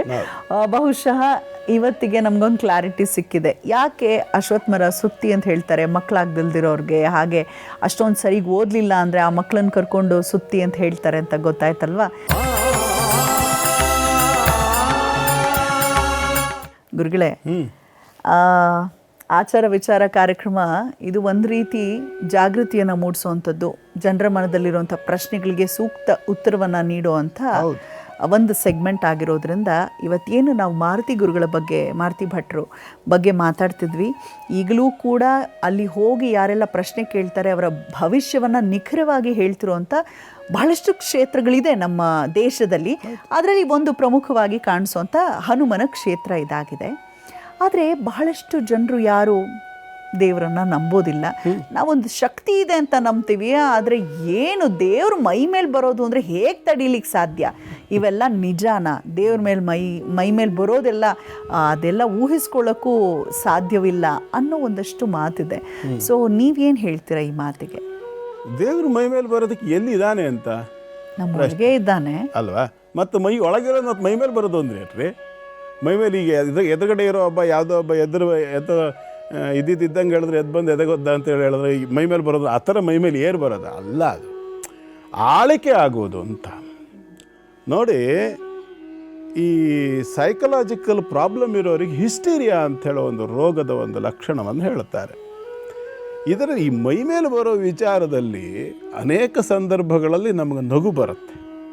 ಯಾಕೆ ಅಂತಂದರೆ ನಾನು ಅನೇಕ ಕಡೆಗಳಲ್ಲಿ ಮೈ ಮೇಲೆ ಬರೋದನ್ನು ನೋಡಿದ್ದೀನಿ. ಎಲ್ಲಿ ಅಂತ ಹೇಳೋದಿಲ್ಲ. ಒಂದು ಘಟನೆ, ಒಂದು ಹೆಣ್ಣು ಹೆಚ್ಚು ಕಡಿಮೆ ಒಂದು 60 ವರ್ಷ ವಯಸ್ಸಾಗಿದೆ. ಒಂದು ದೇವಸ್ಥಾನ ಪ್ರತಿಷ್ಠಾಪನೆಗೆ ನಾವು ಹೋಗಿದ್ದೇವೆ. ಪ್ರತಿಷ್ಠಾಪನೆಗೆಲ್ಲ ವ್ಯವಸ್ಥೆ ಆಗಿದೆ. ಆಕೆಯ ಗಂಡನಿಗೆ ಕೈಗೆ ಹಾಕ್ಕೊಳ್ಳಿಕ್ಕೆ ನಾವು ದರ್ಭೆ ಪವಿತ್ರವನ್ನು ಕೊಡಲಿಲ್ಲ. ಕುಣಿತಾ ಇದೆ ಆಯಮ್ಮ ತಲೆ ಮೇಲೆ ಕೈ ಇಟ್ಕೊಂಡು, ನಾನು ನಾಗಮ್ಮ ಬಂದಿದ್ದೀನಿ ಕಣೋ, ನಾಗಮ್ಮ ಬಂದಿದ್ದೀನಿ, ನನ್ನ ಗಂಡನಿಗೆ ಪವಿತ್ರ ಕೊಡಲಿಲ್ಲ. ಅಲ್ಲ, ನೀನು ನಾಗಮ್ಮ ಬಂದರೆ ನಿನ್ನ ಗಂಡ ಯಾರು ಅಂತ ನನಗೆ ಹಂಗೆ ಗೊತ್ತು? ಅಲ್ಲೇ ಸಿಕ್ಕಾಕೊಂಡ್ಲು ಆಯಮ್ಮ, ನಾನು ನಾಗಮ್ಮ ಬಂದಿದ್ದೀನಿ, ನನ್ನ ಗಂಡನಿಗೆ ಪವಿತ್ರ ಕೊಡಲಿಲ್ಲ. ಈ ಥರದ ಮೈ ಮೇಲೆ ದೇವರುಗಳು ಬರ್ತವೆ. ಮತ್ತೆ ಮೊನ್ನೆ ಯಾರೋ ಸಾಲ ಕೇಳಕ್ಕೆ ಹೋದ್ರೆ ಯಾರ್ದೋ ಮೈ ಮೇಲೆ ದೇವ್ರು ಬಂದಿತ್ತಲ್ಲ, ಸಾಲ ಕೇಳಕ್ಕೆ ಹೋದವ್ರ ಮೈ ಮೇಲೆ ದೇವ್ರು ಬರೋದು. ನಮ್ಮ ಗಂಗಾವತಿ ಪ್ರಾಣೇಶ್ ಅವರು ಹೇಳಿದ ಹಾಗೆ ಬಸ್ಸಲ್ಲಿ ಟಿಕೆಟ್ ಕೇಳಿದವರ ಚೌಡಮ್ಮ ಬಂದಿದೆ ಹೇಳೋದು. ಈ ಥರದ ದೇವರು ಬರೋದ್ರ ಬಗ್ಗೆ ನಾನೇನು ಹೇಳಲಾರೆ, ಇದ್ರ ಬಗ್ಗೆ ನಾನೇನು ಕಮೆಂಟ್ಸ್ ಮಾಡಲ್ಲ. ಇವೆಲ್ಲ ನಾಟಕದ ದೇವತೆಗಳು, ಇದು ಎಲ್ಲಿ ಯಾವ ಸ್ಟೇಜ್ ಮೇಲೆ ಬೇಕಾದರೂ ಬರ್ತಾರೆ. ಇನ್ನು ಕೆಲವರಿದ್ದಾರೆ ಬೃಹಸ್ಪತಿಗಳು, ನಾನು ಕಣ್ಣಾರೆ ಕಂಡಿದ್ದು ಹೇಳಬೇಕು ಅಂದರೆ ಹೆಸರು ಹೇಳಲ್ಲ, ಒಬ್ಬ ಬೃಹಸ್ಪತಿಗಳನ್ನು ಕಂಡಿದ್ದೀನಿ. ಆ ಮನುಷ್ಯ ಹಾಗೆ ಶನಿ ಮಹಾತ್ಮನ ದೇವಸ್ಥಾನಕ್ಕೆ ಹೋದರೆ ಶನೇಶ್ವರ ಬರ್ತಾನೆ, ನರಸಿಂಹ ದೇವಸ್ಥಾನಕ್ಕೆ ಹೋದ್ರೆ ನರಸಿಂಹ ಬರ್ತಾನೆ, ಅಮ್ಮನವ್ರ ದೇವಸ್ಥಾನಕ್ಕೆ ಹೋದ್ರೆ ಅಮ್ಮ ಬರ್ತಾಳೆ, ಈಶ್ವರ ದೇವಸ್ಥಾನಕ್ಕೆ ಹೋಗಿ ಈಶ್ವರ ಬರ್ತಾನೆ ಮೈ ಮೇಲೆ. ಯಾವ ದೇವಸ್ಥಾನಕ್ಕೆ ಹೋಗ್ತಾರೋ ಆ ದೇವ್ರ ಮೈ ಮೇಲೆ ಬಂದ್ಬಿಡುತ್ತೆ ಅಪ್ಪಂಗೆ. ಇಂಥವ್ರನ್ನು ನೋಡಿದ್ದೀನಿ. ಆಯಿತಾ? ಹಗಲು ವೇಷ ಮಾಡೋದು, ಕೈಯಲ್ಲಿ ಕೋಲು ಇಟ್ಕೊಳ್ಳೋದು, ಬಾರ್ಕೋಲಲ್ಲಿ ಹೊಡ್ಕೊಳ್ಳೋದು, ಮುಳ್ಳಿನ ಚಪ್ಪಲಿ ಮೇಲೆ ನಿಂತ್ಕೊಳ್ಳೋದು, ಈ ಥರ ನಾಟಕಗಳನ್ನೆಲ್ಲ ಬೇಕಾದಷ್ಟು ಕಂಡಿದ್ದೀನಿ. ಎಲ್ಲ ಕಡೆ ನಾಟಕ ಅಲ್ಲ, ಅದೊಂದು ವ್ರತ. ಮುಳ್ಳಿನ ಚಪ್ಪಲಿ ಮೇಲೆ ನಿಲ್ಲೋದಿರ್ಬೋದು, ಅಥವಾ ಹಾಸಿಗೆ ಮೇಲೆ ಕೂರೋದಿರ್ಬೋದು, ಮುಳ್ಳಿನ ಹಾಸಿಗೆ ಮೇಲೆ. ಇವೆಲ್ಲ ದೇಹ ದಂಡನೆಯನ್ನು ಮಾಡತಕ್ಕಂಥ ಒಂದು ವ್ರತ. ಗರುಡ ಪುರಾಣದಲ್ಲಿ ಒಂದು ಶ್ಲೋಕ ಬರುತ್ತೆ, ಪ್ರೂಫಕ್ಕೊಂದು ಶ್ಲೋಕ ಹೇಳೋಕ್ಕೆ ನಂಗೆ ಪರ್ಮಿಷನ್ ಕೊಡಿ. ವಿಷಯ ಏನು ಅಂತಂದರೆ, ದೇಹದಂಡನ ಮಾತ್ರೇಣ ಕಾಮುಕ್ತಿ ರವಿವೇಕಿನಾಂ ವಲ್ಮೀಕತಾಡನಾದೇವ ಮೃತಃ ಕುತ್ರ ಮಹೋರಗಃ ಅಂತ ಒಂದು ಶ್ಲೋಕ ಬರುತ್ತೆ ಗರುಡ ಪುರಾಣದಲ್ಲಿ. ಏನು ಹಾಗಂದರೆ, ದೇಹವನ್ನು ದಂಡಿಸಿದ ಮಾತ್ರದಿಂದ ನಿಮ್ಮ ಮನಸ್ಸಿನ ಒಳಗಡೆ ಇರತಕ್ಕಂಥ ಹಾವು ಸಾಯೋದಿಲ್ಲ, ಹುತ್ತವನ್ನು ಬಡಿಯೋದ್ರಿಂದ ಉಪಯೋಗ ಇಲ್ಲಪ್ಪ ಅಂತ ಹೇಳುತ್ತೆ. ಅವಿವೇಕಿಗಳಾಗಬೇಡಿ ಅಂತ. ಹಾಗಾಗಿ ಹೊರಗಡೆ ಕಾಣ್ತಕ್ಕಂಥ ನಾಟಕಗಳನ್ನೆಲ್ಲ ನೋಡಿ ಮರಳಾಗಬಾರ್ದು. ಯಾರಲ್ಲಿ ಆ ದೈವ ಚೈತನ್ಯ ಅಂತಕ್ಕಂಥದ್ದು ಯಾರಲ್ಲಿರ್ತದೆ ಅಂತಂದರೆ, ಯಾರಲ್ಲಿ ಶರಣಾಗತಿ ಇರ್ತದೆ, ಯಾರಲ್ಲಿ ಸರೆಂಡರ್ ಅಂಥೇಳಿ ಏನು ಹೇಳ್ತಾರಲ್ಲ ಇಂಗ್ಲೀಷಲ್ಲಿ, ಅದಿರ್ತದೆ, ತಪಶಕ್ತಿ ಇರ್ತದೆ, ಸಿದ್ಧಿ ಇರ್ತದೆ, ಶುದ್ಧಿ ಇರ್ತದೆ, ಸತ್ಯ ಇರ್ತದೆ, ಕಳ್ಳತನ ಮಾಡದೇ ಇರುವ ಸ್ವಭಾವ ಇರ್ತದೆ, ಅಹಿಂಸೆ ಇರ್ತದೆ, ಇಂದ್ರಿಯ ನಿಗ್ರಹ ಇರ್ತದೆ, ಮಾತಿನ ಮೇಲೆ ನಿಗಾ ಯಾರಿಗಿರ್ತದೆ, ಇವೆಲ್ಲ 10 ಲಕ್ಷಣಗಳನ್ನು ಹೇಳುತ್ತೆ. ದಶಲಕ್ಷಣ ಹೇಳಿ. ಈ 10 ರೀತಿಯ ಲಕ್ಷಣಗಳನ್ನು ಹೊಂದಿರತಕ್ಕಂಥ ವ್ಯಕ್ತಿಯ ಮೇಲೆ ದೈವದ ಒಂದು ಆವಾಹನೆ ಆಗುತ್ತೆ ಅಂತ ಒಂದಾದರೆ, ದೈವದ ಆವಾಹನೆ ಆಗಲಿಕ್ಕೆ ಇನ್ನೆಲ್ಲೋ ಹೊರಗಡೆ ಇರುವಂಥ ದೈವ ಅಲ್ಲ, ಅವನ ಒಳಗೆ ಅವನು ಆ ಆರಾಧನೆಯನ್ನು ಮಾಡಿದಾಗ ಅದು ಚೈತನ್ಯ ರೂಪ. ನೀವು ಹನುಮಂತ ಅಂತ ಅಂದ್ಕೊಳ್ಳೆ ಇಷ್ಟುದ್ದ ಬಾಲ ಇರಬೇಕು, ಮೈ ಮೇಲೆ ಆವಾಹನೆ ಆದರೆ ಹಂಗಾರೆ ಅವರಿಗೆ ಭಾರತಿ ಭಟ್ರಿಗೆ ಮೈ ಮೇಲೆ ಹನುಮಂತನ ಆವಾಹನೆ ಆಗುತ್ತೆ ಅಂತಿರಲ್ಲ, ಹಂಗಾರೆ ಬಾಲ ಎಲ್ಲಿರುತ್ತೆ ಕೇಳಿದ್ರೆ ಏನು ಉತ್ತರ ಕೊಡಬೇಕು? ಸೊ ಹನುಮಂತನ ಆವಾಹನೆ ಆಗೋದು ಹನುಮಂತ ಅಲ್ಲ, ಹನುಮಂತನ ಒಂದು ಚೈತನ್ಯ, ಅದು ಎನರ್ಜಿ, ಅಂದ್ರೆ ಒಂದು ರೀತಿ ಜಾಗೃತಿ ಆಗುತ್ತೆ. ಒಳಗಡೆಗೆ ಆ ತತ್ವ ಇರ್ತದೆ, ವಾಯು ತತ್ವ. ಈಗ ಉಸಿರಾಡ್ತಿದೀವ ಇಲ್ಲ, ಉಸಿರಾಡುವಂತಹ ಪ್ರತಿಯೊಂದು ಜೀವಿಯ ಒಳಗಡೆಗೂ ವಾಯು ತತ್ವ ಇರ್ತದೆ. ಅಂದ್ರ ಮೇಲೆ ಪ್ರತಿಯೊಬ್ಬ ವ್ಯಕ್ತಿಯ ಮೈ ಮೇಲೆ ಕೂಡ ಹನುಮಂತನ ಆವಾಹನೆ ಆಗುವಂಥ ಅವಕಾಶ ಇರ್ತದೆ, ಅವರವ್ರ ತಾಕತ್ತಿಗೆ ಬಿಟ್ಟಿದ್ದು. ಅಂದ್ರೆ ಅವರು ಸಾಧನೆ ಮಾಡಿದ್ದಾರೆ, ಮತ್ತೆ ವಂಶ ಪಾರಂಪರ್ಯವಾಗಿ ಮುಂದುವರೆದ ರಕ್ತದಲ್ಲಿ DNA ಇರ್ತದೆಯಲ್ಲ, ಅವಶ್ಯ ಪಿತರಾಚಾರ ಅಂಥೇಳಿ. ಈ ಮನೆ ದೇವ್ರು ಯಾವುದು ಅಂತೇಳಿ ಎಲ್ಲರ ಹತ್ರ ಕೇಳ್ತೇವಲ್ಲ, ಯಾಕೆ?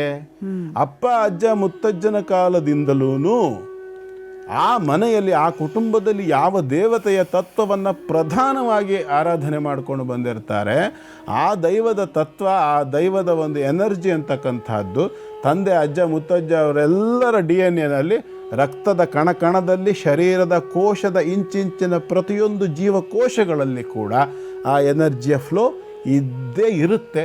ಅದನ್ನು ಜಾಗೃತಗೊಳಿಸ್ಕೊಳ್ಳೋದು ಅವ್ರವ್ರ ತಾಕತ್ತು.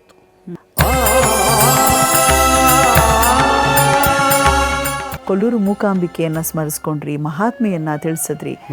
ಆ ಒಂದು ಜಾಗಕ್ಕೆ ಹೋಗಿ ಎಂತಹ ದೋಷವನ್ನು ನಾವು ಪರಿಹರಿಸ್ಕೊಳ್ತೀವಿ ಅಂತ ಸ್ವಲ್ಪ ಇನ್ನೂ ಸವಿಸ್ತಾರವಾಗಿ ತಿಳಿಸಿ ಗುರುಗಳೇ. ಇಲ್ಲಿ ಮುಖ್ಯವಾಗಿ ಆಕೆ ಮೂಕಾಂಬಿಕೆ ಅಂದರೆ ಯಾರಿಗೆ ಮಾತಾಡುವುದರಲ್ಲಿ ತೊಂದರೆ ಇರ್ತದೆ, ಅನೇಕರಿಗೆ ಮಾತಾಡುವಾಗ ತೊದಲ್ತದೆ. ಡ, ರ, ಲ, ಳ ಈ 4 ಅಕ್ಷರಗಳು ಅನೇಕರಲ್ಲಿ ಉಚ್ಚಾರ ಆಗಲ್ಲ. ನಾಲಿಗೆ ಅಂತಕ್ಕಂಥದ್ದು ತಡವರಿಸ್ತದೆ, ಎಲ್ಲೋ ತಾಗ್ತದೆ. ಅಂದರೆ ನಮ್ಮಲ್ಲಿ ಸಮಸ್ಯೆ ಏನಾಗಿದೆ ಅಂದರೆ ವೈಜ್ಞಾನಿಕವಾಗಿ ಕೂಡ ನಾವು ಊಹೆ ಮಾಡೋದಿಲ್ಲ. ಅಕ್ಷರಗಳನ್ನು ಉಚ್ಚಾರ ಮಾಡ್ತಕ್ಕಂಥ ಸಂದರ್ಭದಲ್ಲಿ ಅದನ್ನು ನಾವು ತುಂಬ ಗಮನಿಸಬೇಕು. ನೀವು ಕ ಅನ್ನುವಾಗ ನಾಲಿಗೆ ಹೇಗೆ ಆ್ಯಕ್ಟ್ ಮಾಡುತ್ತದೆ, ಟ ಅಂದಾಗ ನಾಲಿಗೆ ಹೇಗೆ, ತ ಹೇಗೆ, ಪ ಹೇಳೆ, ಆ ಅಕ್ಷರಗಳನ್ನು ಕ, ಚ, ಟ, ತ, ಪ 5 ವರ್ಗ ಇದೆ. ಅ, ಆ, ಈ ಊರು ಇದು ಯಾವುದಕ್ಕೂ ಸಹ ನಾಲಿಗೆ ಆ್ಯಕ್ಟ್ ಮಾಡೋದಿಲ್ಲ. ಕೇವಲ ಗಾಳಿ ಬರ್ತದೆ ಮತ್ತು ತುಟಿಯ ಎಂದು ಮುಂದೆ ಸ್ವಲ್ಪ ಸಣ್ಣ ದೊಡ್ಡ ಮಾಡೋದ್ರಿಂದ ಅ, ಆ, ಈ ಹೀಗೆ ಅಷ್ಟೇ ಬಾಯಲ್ಲೇ ಆಗ್ತದೆ. ನಾಲಿಗೆ ಆಕ್ಟಿವ್ ಆಗೋದಿಲ್ಲ. ಸ್ವರ ಉಚ್ಚಾರದಲ್ಲಿ, ವ್ಯಂಜನಾಕ್ಷರಗಳ ಉಚ್ಚಾರದಲ್ಲಿ ಕ, ಚ, ಟ, ತ, ಪ ನಾಲಿಗೆ ಯಾವ್ಯಾವ ಅಕ್ಷರಕ್ಕೆ ಎಲ್ಲೆಲ್ಲಿ ತಾಗುತ್ತೆ ಅಂತ ಒಂದ್ಸರಿ ಅಬ್ಸರ್ವ್ ಮಾಡಿದರೆ ಗೊತ್ತಾಗ್ತದೆ. ಹಾಗಾಗಿ ಯಾರಿಗೆ ಆ ನಾಲಿಗೆ ಅಂತಕ್ಕಂಥದ್ದು ಸ್ಪಷ್ಟವಾಗಿ ಅದಕ್ಕೆ ಪರಾ ಪಶ್ಯಂತಿ, ಮಧ್ಯಮ, ವೈಖರಿ ಅಂತೇಳಿ 4 ರೀತಿಯಲ್ಲಿ ಸ್ವರ ಉಚ್ಚಾರ ಆಗ್ತದೆ ಅಂತ ಹೇಳುತ್ತೆ ಶಾಸ್ತ್ರ. ಪರ ಅಂತಕ್ಕಂಥದ್ದು ಹೊಕ್ಕಳದಲ್ಲಿ, ಪಶ್ಯಂತಿ ಅಂತಕ್ಕಂಥದ್ದು ಹೃದಯದಲ್ಲಿ, ಮಧ್ಯಮ ಅಂತಕ್ಕಂಥದ್ದು ಗಂಟಲಿನಲ್ಲಿ, ವೈಖರಿ ಅಂತಕ್ಕಂಥದ್ದು ಬಾಯಲ್ಲಿ ಉತ್ಪತ್ತಿಯಾಗಿ ಬರ್ತದೆ ಶಬ್ದಗಳು, ಅಕ್ಷರಗಳು ಅಂತ ಹೇಳುತ್ತೆ. ಈ 4 ಜಾಗಗಳಲ್ಲಿ ಬರ್ತಕ್ಕಂಥ ಸಂದರ್ಭದಲ್ಲಿ ವಾಯು ಸಂಚಾರ ವ್ಯತ್ಯಾಸವಾದಂಥ ಸಂದರ್ಭದಲ್ಲಿ ಯಾರ ಜಾತಕದಲ್ಲಿ ವಾಗ್ದೋಷ ಅಂತಕ್ಕಂಥದ್ದಿರ್ತದೆ, ಮೂಕ ಪ್ರಾಣಿಗಳನ್ನು ಹಿಂಸೆ ಮಾಡಿದಂತಹ ದೋಷವಿರ್ತದೆ, ಅಥವಾ ಮೂಕ ಪ್ರಾಣಿಗಳಿಗೆ ತೊಂದರೆ ಕೊಟ್ಟು ಒಟ್ಟಾರೆ ಶಾಪವನ್ನು ತಗೊಂಡಂಥ ಸಂದರ್ಭದಲ್ಲಿ ವಾಗ್ದೋಷ ಬರ್ತದೆ ಅಂತಕ್ಕಂಥದ್ದು ಜ್ಯೋತಿಷ್ಯದಲ್ಲಿರುವ ವಿಚಾರ.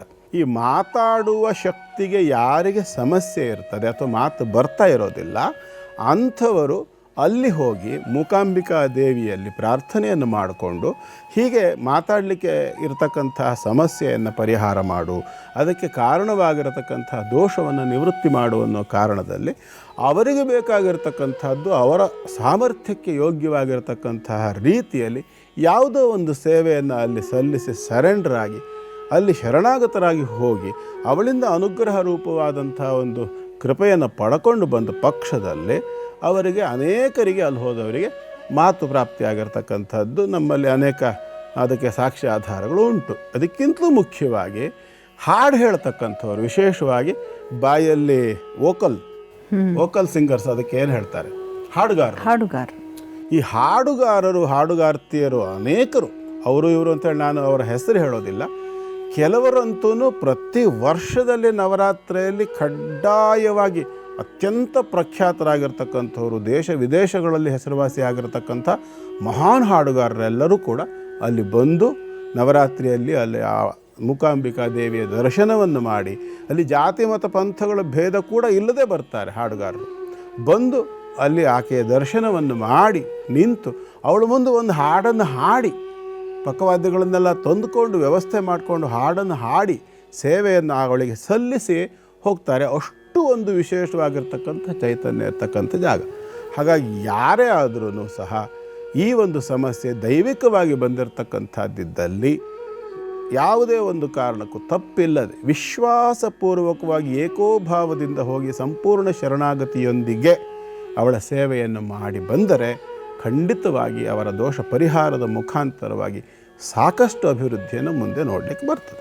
ಯಾರಿಗೆ ಮಾತು ಬರೋದಿಲ್ಲ ಅಥವಾ ಸರಿಯಾಗಿ ಕಿವಿ ಕೇಳಿಸೋದಿಲ್ಲ ಅಥವಾ ಸಿಂಗರ್ಸ್ ಆಗಿದ್ದರೆ ನೀವು ನಿಮ್ಮ ಮಕ್ಕಳು ಭೇಟಿ ಮಾಡಲೇಬೇಕು ವರ್ಷಕ್ಕೊಮ್ಮೆ ಅನ್ನೋ ಒಂದು ಮಾತನ್ನು ಗುರುಗಳು ಹೇಳಿದ್ದಾರೆ. ಇನ್ನೂ ಅಭಿವೃದ್ಧಿ ಹೆಚ್ಚಾಗುತ್ತೆ ಅವಾಗ ಅಂತ.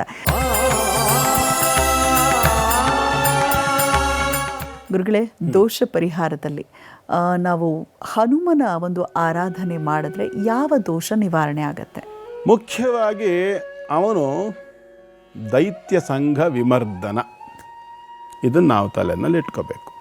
ದೈತ್ಯ ಸಂಘ ವಿಮರ್ದನ ಅಂದರೆ ಏನು? ದೈತ್ಯ ಅಂದರೆ ದುರ್ಬುದ್ಧಿಗಳು, ದುರ್ವ್ಯವಹಾರಗಳು, ದುಶ್ಚಟಗಳು, ದುಸ್ಥಿತಿಗಳು, ಯಾವ್ಯಾವುದನ್ನೆಲ್ಲ ನಾವು ಕೆಟ್ಟದ್ದು ಅಂತ ಅಂದ್ಕೊಳ್ಬಹುದು ಅದೆಲ್ಲವನ್ನು ನಿವಾರಣೆ ಮಾಡ್ತಕ್ಕಂಥವನು ಅಸಾಧ್ಯ ಸಾಧಕ ಸ್ವಾಮಿನ್. ಯಾವುದು ಅಸಾಧ್ಯ ಅಂತ ಇರ್ತದೆಯೋ, ನಾವು ಸುಂದರಕಾಂಡದ ಬಗ್ಗೆ ಒಂದು ದಿನ ಒಂದು ಕಾರ್ಯಕ್ರಮ ಮಾಡೋಣ. ಸುಂದರಕಾಂಡದಲ್ಲಿ ನಮಗೆ ಹೆಚ್ಚು ಕಡಿಮೆ 2850 ಶ್ಲೋಕಗಳಿದೆ. ಈ 2850 ಶ್ಲೋಕಗಳಲ್ಲಿ ಕೇವಲ 24 ಗಂಟೆಗಳಲ್ಲಿ ಹನುಮಂತ ಏನು ಮಾಡಿದ ಅಂತ ತೋರಿಸುತ್ತೆ. ಜಸ್ಟ್ 24 ಅವರ್ಸ್ಗೆ ಸಂಬಂಧಪಟ್ಟಿರ್ತಕ್ಕಂಥ 2800 ಶ್ಲೋಕಗಳಲ್ಲಿ ಹನುಮಂತ ಯಾರು, ವಾಟ್ ಈಸ್ ಹಿಸ್ ಕೆಪ್ಯಾಸಿಟಿ, ಅವನೇನು ಅನ್ನೋದನ್ನು ಅರ್ಥ ಮಾಡ್ಕೊಳ್ಳೋರಿಗೆ ಅರ್ಥ ಆಗೋ ಹಾಗಿದೆ ಅದರಲ್ಲಿ. ಹನುಮಂತ ಮಹೇಂದ್ರ ಶೈಲಸ್ಯ ಖಗೇಂದ್ರ ವೇಗಂ ಪ್ರಸ್ಥಾದುಪತ್ಸಾತ್ ಪ್ರಥಮಾನ ವೇಗ. ಆ ಮಹೇಂದ್ರ ಪರ್ವತದ ತುದಿಯಲ್ಲಿ ನಿಂತು ಒಂದು ಸರಿ ಮೈ ಉಬ್ಬಿಸ್ತಾನೆ. ಸುಂದರಕಾಂಡದಲ್ಲಿ ಅದ್ರ ವಿವರಣೆ ಬರುತ್ತೆ. ಭಾವುಕರಾಗಬೇಡಿ ಅಂತ ನಮ್ಮ ಹತ್ರ ಹೇಳ್ತೀರಿ ನೀವು, ಏನು ಮಾಡೋಣ ಇದನ್ನೆಲ್ಲ ಆ ಶ್ಲೋಕ ಸಂಸ್ಕೃತದಲ್ಲಿ ಅರ್ಥ ಮಾಡಿಕೊಂಡ್ರೆ ಭಾವುಕತೆ ಬಂದುಬಿಡುತ್ತೆ. ಕಂಟ್ರೋಲ್ ಮಾಡ್ಕೊತಾ ಇದ್ದೀನಿ. ಅಂದರೆ ಮಹೇಂದ್ರ ಪರ್ವತದ ಮೇಲೆ ಬೆಳೆದು ನಿಂತು ಮೈಯನ್ನು ಉಬ್ಬಿಸ್ತಾನೆ ಅವನು. ಆ ಉಬ್ಬಿಸಿದಾಗ ಶರೀರ ಹೇಗೆ ಕಾಣುತ್ತೆ ಅಂದರೆ ಬೆಂಕಿ ಕಿಡಿ ಹಾರ್ತಿದೆಯೋ ಅನ್ನೋ ಥರ ಕಾಣುತ್ತೆ ಅಂಥೇಳಿ ವಾಲ್ಮೀಕಿಗಳು ವಿವರಣೆ ಕೊಡ್ತಾರೆ. ಅಂಥದ್ರಲ್ಲಿ ಅವನು ಅಲ್ಲಿಂದ ಜಂಪ್ ಮಾಡಿ ಅನಿಶ್ವಸನ್ ಕಪಿಸ್ತತ್ರ ಹೇಳ್ಕೊಂಡು ಬರುತ್ತೆ. ಏನಾಗುತ್ತೆ, ಸಮುದ್ರವನ್ನು ಹಾರಿ ಈ ಕಡೆ ಬಂದು ಇಳಿತಾನೆ. ಪ್ರದೋಷ ಅನ್ನೋಷ್ಟೊತ್ತಿಗೆ ಬಂದು ಇಳಿದ್ರೆ 4:30-5 ಗಂಟೆ ಇರ್ಬೋದು ಸಾಯಂಕಾಲ. ಅಂತ ಉಸಿರು ಬಿಡ್ತೀವಲ್ವ ನಾವು, ಒಂದು 20 ಮೆಟ್ಲು ಹತ್ತಿರ ನಮಗೆ ಉಸಿರು ಬರುತ್ತೆ. ಶತಯೋಜನ ವಿಸ್ತೀರ್ಣ ಸಾಗರೋ ಮಕರಾಲಯ, 100 ಯೋಜನ ದೂರದ ಸಮುದ್ರವನ್ನು ಒಂದು ಜಂಪಿನಲ್ಲಿ ಹಾರಿದಾನೆ ಅಂದರೆ ಹಂಗಾರೆ ಅವನಿಗೆ ಸುಸ್ತಿ ಎಷ್ಟಾಗಿರಬಹುದು. ಒಂದು ಸರಿ ನಿಟ್ಟುಸಿರು ಕೂಡ ಬಿಡಲಿಲ್ವಂತೆ ಅವನು. ಹಾಗೆ ಈ ಸುಂದರಕಾಂಡದಲ್ಲಿ ಇನ್ನೂ ಬಹಳ ದೊಡ್ಡದಾಗಿ ವಿಸ್ತಾರವಾಗಿದೆ. ಮುಂದೆ ಎಲ್ಲರೂ ಒಂದು ದಿವಸ ಸಮಯ ಸಿಕ್ಕಾಗ ಮಾಡೋಣ, ಅಥವಾ ನಮ್ಮದೇ ವಾಹಿನಿ NKR ವಾಹಿನಿಯಲ್ಲ ಕಾರ್ಯಕ್ರಮದಲ್ಲಿ ರಾಮಾಯಣ ದರ್ಶನ ಅನ್ನುವಂಥ ಕಾರ್ಯಕ್ರಮ ಇದೆ. ಅದರಲ್ಲಿ ಮುಂದೆ ಬರ್ತದೆ, ಜನ ನಮ್ಮವ್ರು ನೋಡ್ತಾರೆ, ಅದರಲ್ಲಿ ಅದ್ರ ಬಗ್ಗೆ ವಿವರಣೆ ಬರುತ್ತೆ, ಆವಾಗ ಗೊತ್ತಾಗ್ತದೆ, ಹೇಳ್ತೀನಿ ನಾನು. ಆದರೆ ಇಲ್ಲಿ ಮಜಾ ಏನು, ವಿಶೇಷ ಏನು, ವಿಚಿತ್ರ ಏನು ಅಂತಂದರೆ, ಅವನನ್ನು ಆರಾಧನೆ ಮಾಡೋದ್ರಿಂದ ನಮ್ಮ ಶರೀರದ ಒಳಗೇ ವಾಯುತತ್ವ ಇರೋದರಿಂದ ನಮ್ಮ ಶರೀರದಲ್ಲಿ ವಾಯು ಸಂಚಾರ ಇದೆ, ನಾವು ಉಸಿರಾಡ್ತೇವೆ ತಾನೆ. ಹಾಗಾಗಿ ವಾಯುತತ್ವ ನಮ್ಮೊಳಗುಂಟು. ಹಾಗಾಗಿ ನಾವು ಆಂಜನೇಯನನ್ನು ಆರಾಧನೆ ಮಾಡಿದರೆ ನಮ್ಮ ಶರೀರದಲ್ಲಿ 5 ರೀತಿಯ ವಾಯು ಉಂಟು. ಹೃದಯ ಪ್ರಾಣೋ ಗುದೇಪಾನಃ ಸಮಾನೋ ನಾಭಿ ಸಂಸ್ಥಿತಃ ಉದಾನಃ ಕಂಠದೇಶಸ್ಥು ವ್ಯಾನ ಸರ್ವಶರೀರಗಃ. ಈ ಶರೀರದ ಇಂತಿಂಥ ಜಾಗದಲ್ಲಿ ಇಂತಿಂಥ ಹೆಸರಿನಲ್ಲಿ ಗಾಳಿಯ ಸಂಚಾರ ಉಂಟು ಅಂತ ಹೇಳ್ತದೆ. ಆಯುರ್ವೇದ ಶಾಸ್ತ್ರ ಕೂಡ ಒಪ್ಕೊಂಡಿದೆ, ವೈದ್ಯಶಾಸ್ತ್ರ ಕೂಡ ಒಪ್ಕೊಂಡಿದೆ. ಹಾಗಾಗಿ ನಮ್ಮ ಶರೀರದ ಪ್ರತಿಯೊಂದು ಜೀವಕೋಶಗಳಲ್ಲಿಯೂ ಕೂಡ ಆಂಜನೇಯನ ವಾಯುತತ್ವದ ಸಂಚಾರ ಉಂಟು. ಹಾಗಾಗಿ ನಾವು ಆಂಜನೇಯನನ್ನು ಸರಿಯಾದ ರೀತಿಯಲ್ಲಿ ಆರಾಧನೆ ಮಾಡಿದರೆ ಯಾವ ವಿಷಯದಲ್ಲಿ ದೋಷ ಪರಿಹಾರ ಆಗ್ತದೆ. ಮೊದಲನೇದು ಬುದ್ಧಿ. ಯಾರಿಗೆ ಬೌದ್ಧಿಕವಾಗಿರತಕ್ಕಂಥ ಚೇತರಿಕೆ ಬೇಕು ಅಂಥವರು ಆಂಜನೇಯನನ್ನು ಸೇವೆ ಮಾಡಿದರೆ ಆ ಬುದ್ಧಿಗೆ ಸಂಬಂಧವಾದಂತಹ ದೋಷ ಪರಿಹಾರವಾಗುತ್ತೆ. ಎರಡನೇದು ಬಲ. ಯಾರು ಶಾರೀರಿಕವಾಗಿ ವೀಕ್ ಆಗಿರ್ತಾರೆ, ಯಾರಿಗೆ ಒಂದು ಸಾಮರ್ಥ್ಯ, ಬಾಡಿ ಬಿಲ್ಡರ್ಸ್, ಹಿಂದೆಲ್ಲ ಗರಡಿ ಮನೆಯಲ್ಲಿ ದೇವ್ರು ಯಾರು? ಎಲ್ಲ ಗರಡಿ ಮನೆಗಳಲ್ಲೂ ಹನುಮಂತನ ಫೋಟೋ ಇರ್ತಿತ್ತು. ಬ್ರಹ್ಮಚರ್ಯ ಪಾಲನೆ ಮಾಡಬೇಕು ಅಂತಿದ್ರು, ಸಾಮು ಮಾಡಬೇಕಿದ್ರೆ, ದಂಡ ಬೇಟ ಕೊಡಬೇಕಿದ್ರೆ ಹನುಮಂತನ ಫೋಟೋ ಇಟ್ಕೊಂಡೇ ಮಾಡೋರು. ದಟ್ಟಿ ಚಲನ ಕೂಡ ಸ್ಪೈಡರ್ ಮ್ಯಾನ್, ಸೂಪರ್ ಮ್ಯಾನ್ ಮುಂಚೆ ಹನುಮಾನ್ ಎಲ್ಲ ಹನುಮಂತನ ಮುಂದೆಲ್ಲ ಯಾರೂ ಇಲ್ಲ. ಹಾಗಾಗಿ ಬುದ್ಧಿರ್ ಬಲ. ಮೂರನೇದು ಯಶಸ್ಸು. ಅವನು ಎಷ್ಟು ಸಲೀಸಾಗಿ ಬರೀ ಒಂದು ಹೆಬ್ಬೆಟ್ಟಿನಿಂದ ಹಿಂಗೆ ತಳ್ಳದ್ನಂತೆ ಅಷ್ಟೇ. ವಾಮಹಸ್ತೋ ತಥೋಂಗುಲಿ, ಎಡಗೈ ಹೆಬ್ಬೆಟ್ಟಿನಿಂದ ಹಿಂಗೆ ಒತ್ತಿದ ಕೂಡಲೇ ಆ ಧಡಾಲು ಕೆಳಗಡೆ ಬಿದ್ದುಬಿಟ್ಟು ರಕ್ತ ಕಾರ್ಬಿಡ್ತಾಳೆ ಲಂಕಿಣಿ. ಅವನ ಸಾಮರ್ಥ್ಯ ಎಷ್ಟು, ಬುದ್ಧಿರ್ ಬಲ, ಯಶಸ್ಸು, ಗೆಲುವು. ಭಾಳ ಸಲೀಸಾಗಿ ಎಲ್ಲ ಕಡೆಗೆ ಎದ್ಕೊಂಡು ಬರ್ತಾನೆ ಅವನು. ಬುದ್ಧಿರ್ ಬಲ ಯಶೋ ಧೈರ್ಯ. ನಾಲ್ಕನೇದು, ಎಂತಹ ದೊಡ್ಡ ಪ್ರೇತ ಪಿಶಾಚಿಗಳು ಬೇಕಾದ ಬರಲಿ, ಹನುಮಂತನಿಗೆ ಉದಾಹರಣೆಗೆ ನಾವು ಹನುಮಾನ್ ಚಾಲೀಸದಲ್ಲಿ ಬರ್ತದಲ್ಲ, ಭೂತ ಪಿಶಾಚ ನಿಕಟನ ಆವೆ ಮಹಾವೀರ ಜಬ ನಾಮ ಸುಣಾವೆ. ಹಾಗೆ ಬುದ್ಧಿರ್ಬಲಂ ಯಶೋ ಧೈರ್ಯ ಪ್ರಾಪ್ತಿ ಆಗ್ತದೆ, ನಿರ್ಭಯತ್ವ. ಎಲ್ಲಿ ಹೋಗಿ ಯಾವ ಕೆಲಸ ಮಾಡ್ಕೊಂಡು ಬರಬೇಕೋ ಹಿಡಿದ ಕೆಲಸವನ್ನು ಪೂರ್ಣಗೊಳಿಸುವಂತಹ ಸಾಮರ್ಥ್ಯ. ಅದನ್ನು ಅಮಿತ ವಿಕ್ರಮ ಅಂದ್ರೆ ಅದು ವಿಕ್ರಮ ಅವನಿಗೆ. ಹನುಮಂತನ ಆರಾಧನೆ ಮಾಡುವವರಿಗೆ ವಿಕ್ರಮ ಅಂತಂದರೆ ಹಿಡಿದ ಕೆಲಸವನ್ನು ಸ್ಟಾರ್ಟಿಂಗಿಂದ ಎಂಡ್ ಮುಟ್ಟಿಸೋಲ್ಲಿವರೆಗೆ ಒಂದೇ ಸ್ಪೀಡ್ನಲ್ಲಿ ಸಾಧನೆ ಮಾಡೋದಕ್ಕೆ ವಿಕ್ರಮ ಅಂತ ಹೇಳ್ತಾರೆ ಸಂಸ್ಕೃತದಲ್ಲಿ. ಹಾಗೆ ಬುದ್ಧಿರ್ಬಲಂ ಯಶೋಧೈರ್ಯಂ ನಿರ್ಭಯತ್ವಂ ಆರೋಗತ. ಅಷ್ಟು ಸಲೀಸಾಗಿ ಬಾಡಿ ಬಿಲ್ಡ್ರ್ ಅವನು, ಅಷ್ಟು ಚಂದ ದೇಹ ಸೌಷ್ಠವವನ್ನು ಇಟ್ಕೊಂಡಿದ್ದಾನೆ, ಇವತ್ತಿಗೂ ಜೀವಂತ ಇದ್ದಾನೆ. 24 ವರ್ಷ ಅಂದರೆ 24 ಲಕ್ಷ ವರ್ಷ ವಯಸ್ಸಾಗಿದೆ. ಇವತ್ತು ಆಂಜನೇಯ ಜೀವಂತ ಇದ್ದಾನೆ. ಅವನ ಅವನ ವಯಸ್ಸು ಎಷ್ಟಾಗಿರ್ಬೋದು ಅವನ ಜನ್ಮದ ಲೆಕ್ಕಾಚಾರದಲ್ಲಿ ನಾವು ಅಂದಾಜು ಮಾಡಿದರೆ ಸರಿಸುಮಾರು 23ನೇ ಕಲಿಯುಗ, 23ನೇ ತ್ರೇತಾಯುಗದಲ್ಲಿ ಅವನ ಅವತಾರ ಆಗಿದ್ದು ಅಂತ ಒಂದು ಅಂದಾಜು ಹೇಳುತ್ತೆ. ಸೊ ಹಾಗಾಗಿ ಸುಮಾರು 24 ಲಕ್ಷ ವರ್ಷ ವಯಸ್ಸು ಇವತ್ತಾಗಿರಬಹುದು ಆಂಜನೇಯನಿಗೆ ಅಂತ ಒಂದು ಊಹೆ. ಜಾಸ್ತಿನೇ ಆಗಿರಬಹುದು. ಅಂದರೆ ಇವತ್ತಿಗೂ ಅಷ್ಟೇ ದೇಹ ದಾರ್ಢ್ಯತೆ ಇದೆ, ಸೌಷ್ಠವ ಇದೆ ಅಂತಂದರೆ ಅವನ ಸಾಮರ್ಥ್ಯ ಎಷ್ಟಿರ್ಬೋದು. ಹಾಗಾಗಿ ಆರೋಗ್ಯ ಕೂಡ, ಆರೋಗತ, ಅಜಾಡ್ಯ. ಆ ಜಾಡ್ಯ ಅಂದರೆ ಅವನಿಗೆ ಗೊತ್ತೇ ಇಲ್ಲ. ಜಾಡ್ಯ ಅಂದರೆ ಸೋಮಾರಿತನ, ಆಲಸ್ಯ ಅಂದ್ರೆ ಗೊತ್ತೇ ಇಲ್ಲ. ರಾಮ ಪ್ರಶ್ನೆ ಮಾಡ್ತಾನೆ, ಅಪ್ಪ ಲಕ್ಷ್ಮಣ ಮೂರ್ಛೆ ಬಿದ್ದಿದ್ದಾನೆ, ಅವನಿಗೆ ಈಗ ತರಬೇಕಂತಲ್ಲ ಸಂಜೀವಿನಿಯನ್ನು, ಏನು ಮಾಡೋದು ಅಂತ ರಾಮ ಕೇಳಿದ್ರೆ, ಎಷ್ಟೊತ್ತು ಬೇಕು ಅಂತ ಕೇಳಿದರೆ, ಬಿಸಿಯಾಗಿರುವ ಎಣ್ಣೆಗೆ ಸಾಸಿವೆ ಹಾಕಿದರೆ ಸಿಡಿಯೋದಕ್ಕೆ ಎಷ್ಟೊತ್ತು ಬೇಕೋ ಅಷ್ಟೊತ್ತಿಗೆ ತರ್ತೀನಿ ಅಂತಾನೆ. ಆಯಿತಾ? ಯೋಚನೆ ಮಾಡಬೇಕು ನಾವು. ಹಾಗಾದರೆ ಎಷ್ಟು ಚುರುಕು ಅವನು, ಅದ್ಭುತ ಅದು. ಹಾಗಾಗಿ ಅಜಾಡ್ಯಂ, ವಾಕ್ಪಟುತ್ವ, ಸ್ಪಷ್ಟವಾಗಿ ಋಗ್ವೇದ ವಿದುಷ ಅದು ಬರ್ತದೆ ಅಲ್ಲಿ. ಆ ಕಿಷ್ಕಿಂಧಾಕಾಂಡದಲ್ಲಿ ರಾಮ ಹನುಮಂತನ ಪರಿಚಯವನ್ನು ಲಕ್ಷ್ಮಣನಿಗೆ ಮಾಡಿಕೊಡ್ತಾನೆ. ಇವನೇನು ಚತುರ್ವೇದ ಪಾರಂಗತ ಅನಿಸುತ್ತೆ ಕಣೆ ಆ ಲಕ್ಷ್ಮಣ. ಇವನಿಗೆ ಬಹುಶಃ 4 ವೇದಗಳ ಒಂದು ಅನುಭವ ಇದೆ, ವಿದ್ಯಾಭ್ಯಾಸ ಇದೆ, ಎಲ್ಲ ಶಾಸ್ತ್ರ, ನವಶಾಸ್ತ್ರ ವಿಶಾರದ ಅಂತ ಅವನು ಕರೀತಾನೆ. ರಾಮನೇ ಕರೀತಾನೆ. ಇವ್ನು 4 ವೇದ ಓದಿರಬೇಕು, ಎಲ್ಲ ಶಾಸ್ತ್ರಗಳ ಪರಿಣತಿ ಇರಬೇಕು ಇವನಿಗೆ. ಇವನು ಮಾತಾಡೋದು ನೋಡಿದರೆ ಗೊತ್ತಾಗುತ್ತೆ ಎಷ್ಟು ಸ್ಪಷ್ಟವಾಗಿ ಮಾತಾಡ್ತಾನೆ. ಕೆಲವರು ಮೈಕ್ ಇಟ್ಕೊಂಡು ಇವತ್ತು ನಾವು ಈ ಒಂದು ಕಾರ್ಯಕ್ರಮದಲ್ಲಿ ಇದನ್ನು ಮಾಡಬೇಕು ಅಂತ ಅಂದ್ಕೊಂಡು ಅದನ್ನೆಲ್ಲ ವ್ಯವಸ್ಥೆ ಮಾಡ್ಕೊಂಡಿದ್ವಿ, ಇದಕ್ಕೆ ಇವರನ್ನು ನಾವು ಈ ಥರ ಮಾತಾಡ್ತಾರಲ್ಲ, ಅಕ್ಷರಗಳನ್ನು ಹೆಕ್ಕುತ್ತಾರೆ, ಹುಡುಕ್ತಾರಲ್ಲ, ಆ ಪರಿಸ್ಥಿತಿ ಇಲ್ಲ. ಏನು ಮಾತಾಡಬೇಕೋ ಟಕ್ಕ ಟಕ್ಕ ಟಕ್ಕ ಟಕ್ಕ ಒಂದರಿಂದ ಒಂದು ಪದಗಳು ಪುಂಜವಾಗಿ ಜೋಡಿಸ್ಕೊಂಡು ಬರ್ತಕ್ಕಂಥ ವಾಕ್ಪಟುತ್ವ, ಸ್ಫುಟವಾಗಿ ಸ್ಪಷ್ಟವಾಗಿ ಎಷ್ಟೊತ್ತು ಬೇಕಾದರೂ ಮಾತಾಡ್ತಕ್ಕಂಥ ಸಾಮರ್ಥ್ಯವನ್ನು, ಇವೆಲ್ಲವನ್ನು ವಾಕ್ಪಟುತ್ವವನ್ನು ಕೊಡ್ತಕ್ಕಂಥವನು ಆಂಜನೇಯ. ಹಾಗಾಗಿ ಯಾವ ದೋಷಗಳು ಇರಬಹುದು ಅಂತ ನೀವು ಊಹೆ ಮಾಡಿ ಎಲ್ಲ ವಿವರಣೆ ಕೊಟ್ಟಿದ್ದೇನೆ. ಇಷ್ಟೂ ವಿಷಯಕ್ಕೆ ಸಂಬಂಧಪಟ್ಟು ನಿಮಗೆ ಸಮಸ್ಯೆಗಳು ಏನೇ ಇದ್ದರೂ, ಆ ದೋಷಕ್ಕೆ ಕಾರಣ ಏನೇ ಆಗಿದ್ದರೂ, ಅವನನ್ನು, ಆಂಜನೇಯನನ್ನು ಶ್ರದ್ಧಾಭಕ್ತಿಯಿಂದ ನಾವು ಆರಾಧನೆ ಮಾಡಿದ್ದು ಹೌದು, ಸರೆಂಡರ್ ಆಗಿದ್ದೇ ಹೌದು ಅಂದರೆ ನಮಗೆ ಎಲ್ಲ ವಿಭಾಗದಲ್ಲೂ ಗೆಲುವು ಸಿಕ್ಕತ್ತೆ, ಸಮಸ್ಯೆ ಪರಿಹಾರ ಆಗಿಯೇ ಆಗತ್ತೆ. ಪ್ರಶ್ನೆಯನ್ನು ಕಳಿಸಿರುವಂಥವ್ರು ಬೆಂಗಳೂರಿನವರೇ ನಿತೀಶ್ ಅಂತ ಅವರ ಹೆಸರು. ಹುಟ್ಟಿರುವಂಥ ದಿನಾಂಕ 8/5/1993, 12:20 ಮಧ್ಯಾಹ್ನ ಅಂತ ಕಳಿಸಿದ್ದಾರೆ ಗುರುಗಳೇ. ಈಗಂತೂ ಸರ್ವೇ ಸಾಮಾನ್ಯವಾಗಿ ತುಂಬ ಜನರಿಗೆ 2 ಪ್ರಶ್ನೆ ಬಹು ಮುಖ್ಯವಾಗಿ ಕಾಡುವಂಥದ್ದು. ಒಂದು, ಮದುವೆ ಆಗ್ತಾ ಇಲ್ಲ, ಇನ್ನೊಂದು ಮಕ್ಕಳಾಗ್ತಾ ಇಲ್ಲ. ಮದುವೆ ಆಗಿ ಮಕ್ಕಳಾದರೆ ಕೆಲವ್ರಿಗೆ ಹೊಂದಾಣಿಕೆ ಸರಿ ಇಲ್ಲ, ಡಿವೋರ್ಸ್ ಆಗ್ತದೆ. 2ನೇ ಮದುವೆ ಬಗ್ಗೆ ಯೋಚನೆ ಇರುತ್ತೆ. ಬಟ್ ನಿತೀಶ್ ಅವ್ರದ್ದು ಮೊದಲನೇ ಮದುವೆ. ಸೊ ಯಾವುದು ಪ್ರೀತಿ ಪ್ರೇಮ ಎಂಥದ್ದು ಇಲ್ಲ ಗುರುಗಳೇ. ನಾನು ಅರೇಂಜ್ ಮ್ಯಾರೇಜ್ ಕಡೆಗೆ ನೋಡ್ತಾ ಇರೋವಂಥದ್ದು. ಹಿಂದೆ ಕೂಡ ನನ್ನ ಬಾಳಲ್ಲಿ ಯಾವುದೇ ಹುಡುಗಿ ಬಂದಿಲ್ಲ. ಬರೋವಂಥ ಹೆಣ್ಮಗಳು ಯಾವ ರೀತಿ ಇರ್ತಾಳೆ, ಯಾವಾಗ ಮದುವೆ ಆಗಬೇಕು, ದೋಷ ಇದ್ದರೆ ಏನು ಪರಿಹಾರ ಮಾಡಿಸ್ಕೊಡ್ಬೇಕು, ದಯವಿಟ್ಟು ತಿಳಿಸ್ಕೊಡಿ ಅಂತ ಹೇಳ್ತಿದ್ದಾರೆ. ಮೇ ತಿಂಗಳ 8ನೇ ತಾರೀಕು 1993ನೇ ಇಸ್ವಿ ಶನಿವಾರ ದಿವಸ ಮಧ್ಯಾಹ್ನ 12:20 ಹುಟ್ಟಿರ್ತಕ್ಕಂತಹ ಇವರ ಹೆಸರು ನಿತೀಶ್. ನಕ್ಷತ್ರದ ಪ್ರಕಾರ ಇಟ್ಟ ಹೆಸರು ಅಂಥೇಳಿ ಅನಿಸೋದಿಲ್ಲ. ಯಾಕೆ ಅಂತಂದರೆ ಇವರದು ಜ್ಯೇಷ್ಠ ನಕ್ಷತ್ರದ 2ನೇ ಚರಣದಲ್ಲಿ ಜನನ ಆಗಿದೆ. ಹಾಗಾಗಿ ಯಾ ಅನ್ನುವ ಅಕ್ಷರ, ನೋ, ಯಾ, ಈ, ಯು ಅಂಥೇಳಿ ಈ 4 ಅಕ್ಷರಗಳು ಜ್ಯೇಷ್ಠ ನಕ್ಷತ್ರದ 4 ಚರಣಗಳಿಗೆ ಬರ್ತಕ್ಕಂಥ ಹೆಸರು. ಹಾಗಾಗಿ ಇವರ ಹೆಸರು, ಹುಟ್ಟು ಹೆಸರನ್ನು ನಾವು ನೋಡೋಕ್ಕೆ ಹೋದರೆ ಯತೀಂದ್ರ, ಯತೀಶ್, ಈ ಥರ ಯಮುನೇಶ್, ಈ ಥರದ್ದು ಯಾವುದಾದ್ರೂ ಒಂದು ಹೆಸರನ್ನು ನಾವು ಕನ್ಸಿಡರ್ ಮಾಡ್ಕೋಬಹುದು.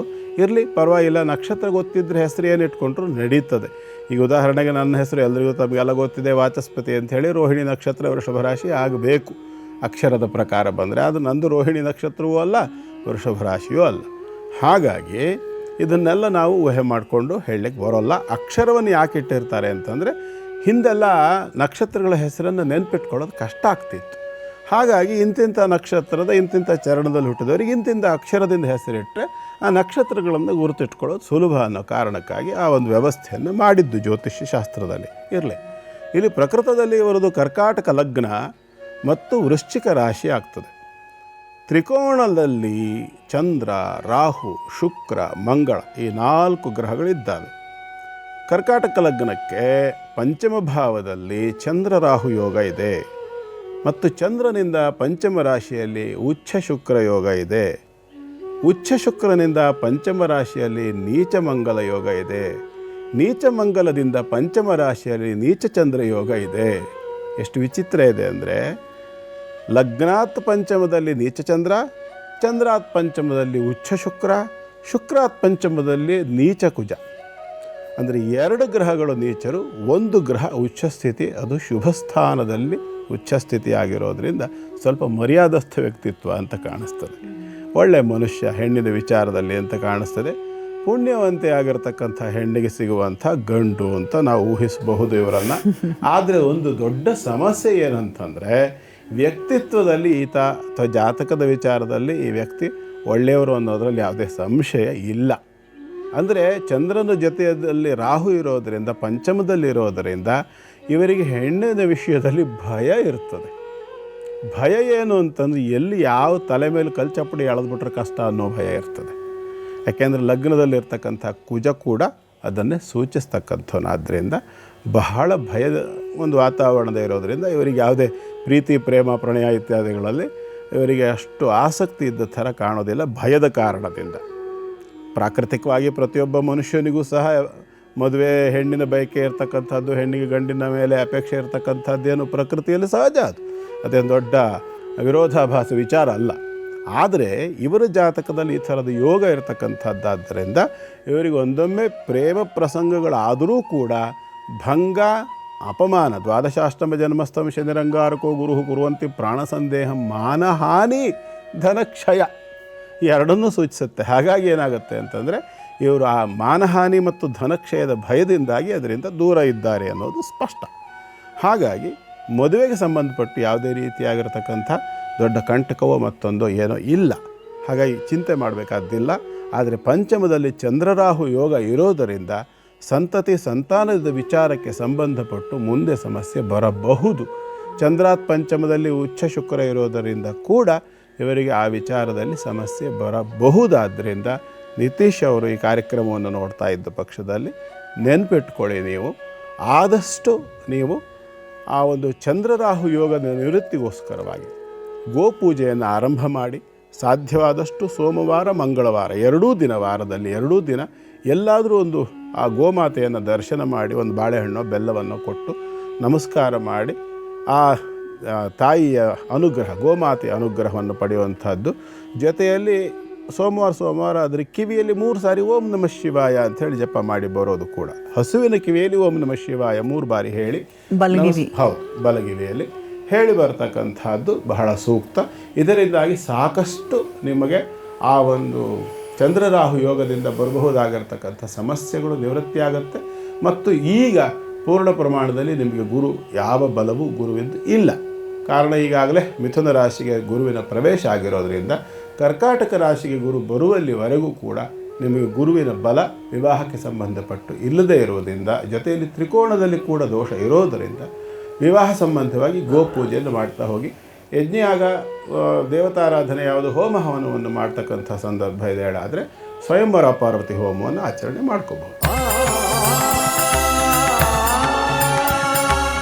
ಗುರುಗಳೇ, ಪ್ರಶ್ನೋತ್ತರ ವಿಭಾಗದಲ್ಲಿ ಮೆಸೇಜ್ ಕಳಿಸಿದ್ದಾರೆ ನಯನ್ ಅವರು. ಇವರ ಹುಟ್ಟಿರುವಂಥ ದಿನಾಂಕ 19/1/2001 8:45 ಬೆಳಗ್ಗೆ ಹುಟ್ಟಿರುವಂಥದ್ದು, ಬೆಂಗಳೂರಿನಲ್ಲೇ ಅಂತ ಹೇಳ್ತಿದ್ದಾರೆ. ಅವರು ಇನ್ನೂ ಮದುವೆ ಆಗಿಲ್ಲ, ಜೊತೆಗೆ ರಾತ್ರಿ ಪಾಳಿ ಕೆಲಸ ಬಹಳ ಕಷ್ಟ ಆಗಿದೆ. ಸೊ ಯಾವಾಗ ನನ್ನ ಲೈಫ್ನಲ್ಲಿ, ವೃತ್ತಿ ಜೀವನದಲ್ಲಿ ಬದಲಾವಣೆ ಬರುತ್ತೆ ಮತ್ತು ಲೈಫ್ ಪಾರ್ಟ್ನರ್ ಹೇಗಿರ್ತಾರೆ, ಯಾವಾಗ ಮದುವೆ ಆಗಬಹುದು, ಯಾವಾಗ ಮದುವೆ ಆದರೆ ಒಳ್ಳೆಯದು ಅನ್ನೋ ಒಂದು ಪ್ರಶ್ನೆಯನ್ನು ಕೇಳಿದ್ದಾರೆ. ಮೊದಲನೇದಾಗಿ ನಯನ್ ಕುಮಾರ್ ಇವರಿಗೆ ಈಗ 24 ವರ್ಷ ಆಗಿದೆ. ಇವರ ಜಾತಕದ ಪ್ರಕಾರ ಕಳಿಸಿರೋ ಡೇಟ್ ಆಫ್ ಬರ್ತ್ ಟೈಮ್ ಪ್ರಕಾರ ಹೇಳೋದಾದರೆ ಇವ್ರದ್ದು ಅನುರಾಧ ನಕ್ಷತ್ರ ಆಗುತ್ತೆ, ವೃಶ್ಚಿಕ ರಾಶಿ ಆಗುತ್ತೆ. ಸಪ್ತಮದಲ್ಲಿ ಇರತಕ್ಕಂಥ ಗುರು ಮತ್ತು ಶನಿಗಳು, ಜನ್ಮ ಲಗ್ನ ಕುಂಭ ಆಗ್ತದೆ, ರಾಶಿ ವೃಶ್ಚಿಕಕ್ಕೆ ಸಪ್ತಮ ವೃಷಭದಲ್ಲಿ ಗುರು ಶನಿ ಮತ್ತು ವೃಶ್ಚಿಕದಲ್ಲಿ ಚಂದ್ರ ಅಂದರೆ ಗುರುಚಂದ್ರ ಯೋಗ ಮತ್ತು ಶನಿಚಂದ್ರ ಯೋಗ. ಅಲ್ಲಿ ಚಂದ್ರ ನೀಚನಾಗಿರ್ತಕ್ಕಂತಹ ಕಾರಣದಿಂದ, ಗುರು ಶನಿಯ ಜೊತೆಯಲ್ಲಿ ಇರತಕ್ಕಂತಹ ಕಾರಣದಿಂದಾಗಿ ಇವರಿಗೆ ಸ್ವಲ್ಪ ಆರೋಗ್ಯದ ಸಮಸ್ಯೆಗಳು ಮುಂದಿನ ದಿನದಲ್ಲಿ ಕಾಣಿಸ್ಕೊಳ್ಳುವಂಥ ಸಾಧ್ಯತೆಗಳಿರುತ್ತೆ. ಮತ್ತು ಲಗ್ನಾತ್ 12ನೇ ಮನೆಯಲ್ಲಿ ರವಿ ಮತ್ತು ಬುಧಾದಿತ್ಯ ಯೋಗ, ಸಪ್ತಮಾಧಿಪತಿ ಕುಂಭಕ್ಕೆ ಸಪ್ತಮಾಧಿಪತಿಯಾಗಿರತಕ್ಕಂಥ ರವಿ 12ನೇ ಮನೆಯಲ್ಲಿ ಬುಧನ ಜೊತೆಯಲ್ಲಿರೋದು, ಜೊತೆಯಲ್ಲಿ ಈಗ ಬುಧನದ್ದೇ ದಶೆ ನಡೀತಾ ಇರೋ ಕಾರಣದಿಂದಾಗಿ ಇನ್ನು 8 ವರ್ಷಗಳ ಪರ್ಯಂತರವಾಗಿ ಬುಧನ ದಶೆ ನಡೀತದೆ. ಈ ಬುಧನ ದಶೆಯಲ್ಲಿ ವ್ಯಯಭಾವದಲ್ಲಿರ್ತಕ್ಕಂಥ ಸಪ್ತಮಾಧಿಪತಿಯ ಜೊತೆಯಲ್ಲಿರೋದರಿಂದ, ಅದು ಪರಮ ಮಿತ್ರರಾಗಿರೋದರಿಂದ ಬುಧ ಮತ್ತು ರವಿಗಳು ಅರ್ಧ ಭಾಗ ಮುಗಿಯುವಲ್ಲಿವರೆಗೆ, ಅಂದರೆ ಬುಧ ದಶೆಯ ಅರ್ಧ ಭಾಗ ಮುಗಿಯುವಲ್ಲಿವರೆಗೆ, ಅಂದರೆ ಇನ್ನು ಸುಮಾರು 1.5 ವರ್ಷಗಳ ಕಾಲ ಅಂತೂ ಈ ಹುಡುಗನಿಗೆ ಮದುವೆ ಮಾಡ್ತಕ್ಕಂಥದ್ದು ಸೂಕ್ತ ಅಲ್ಲ. ಇದು ಕ್ಲಿಯರ್. ಆನಂತರದಲ್ಲಿ ಒಂದು ಶಾಂತಿಯ ಅಗತ್ಯ ಇದೆ. ಏನು ಶಾಂತಿ ಅಂತಂದರೆ ಪ್ರಕೃತಿ ಮತ್ತು ಪುರುಷ ಅನ್ನುವಂಥ 2 ಮಂತ್ರ ಸೂಕ್ತಗಳಿದ್ದಾವೆ.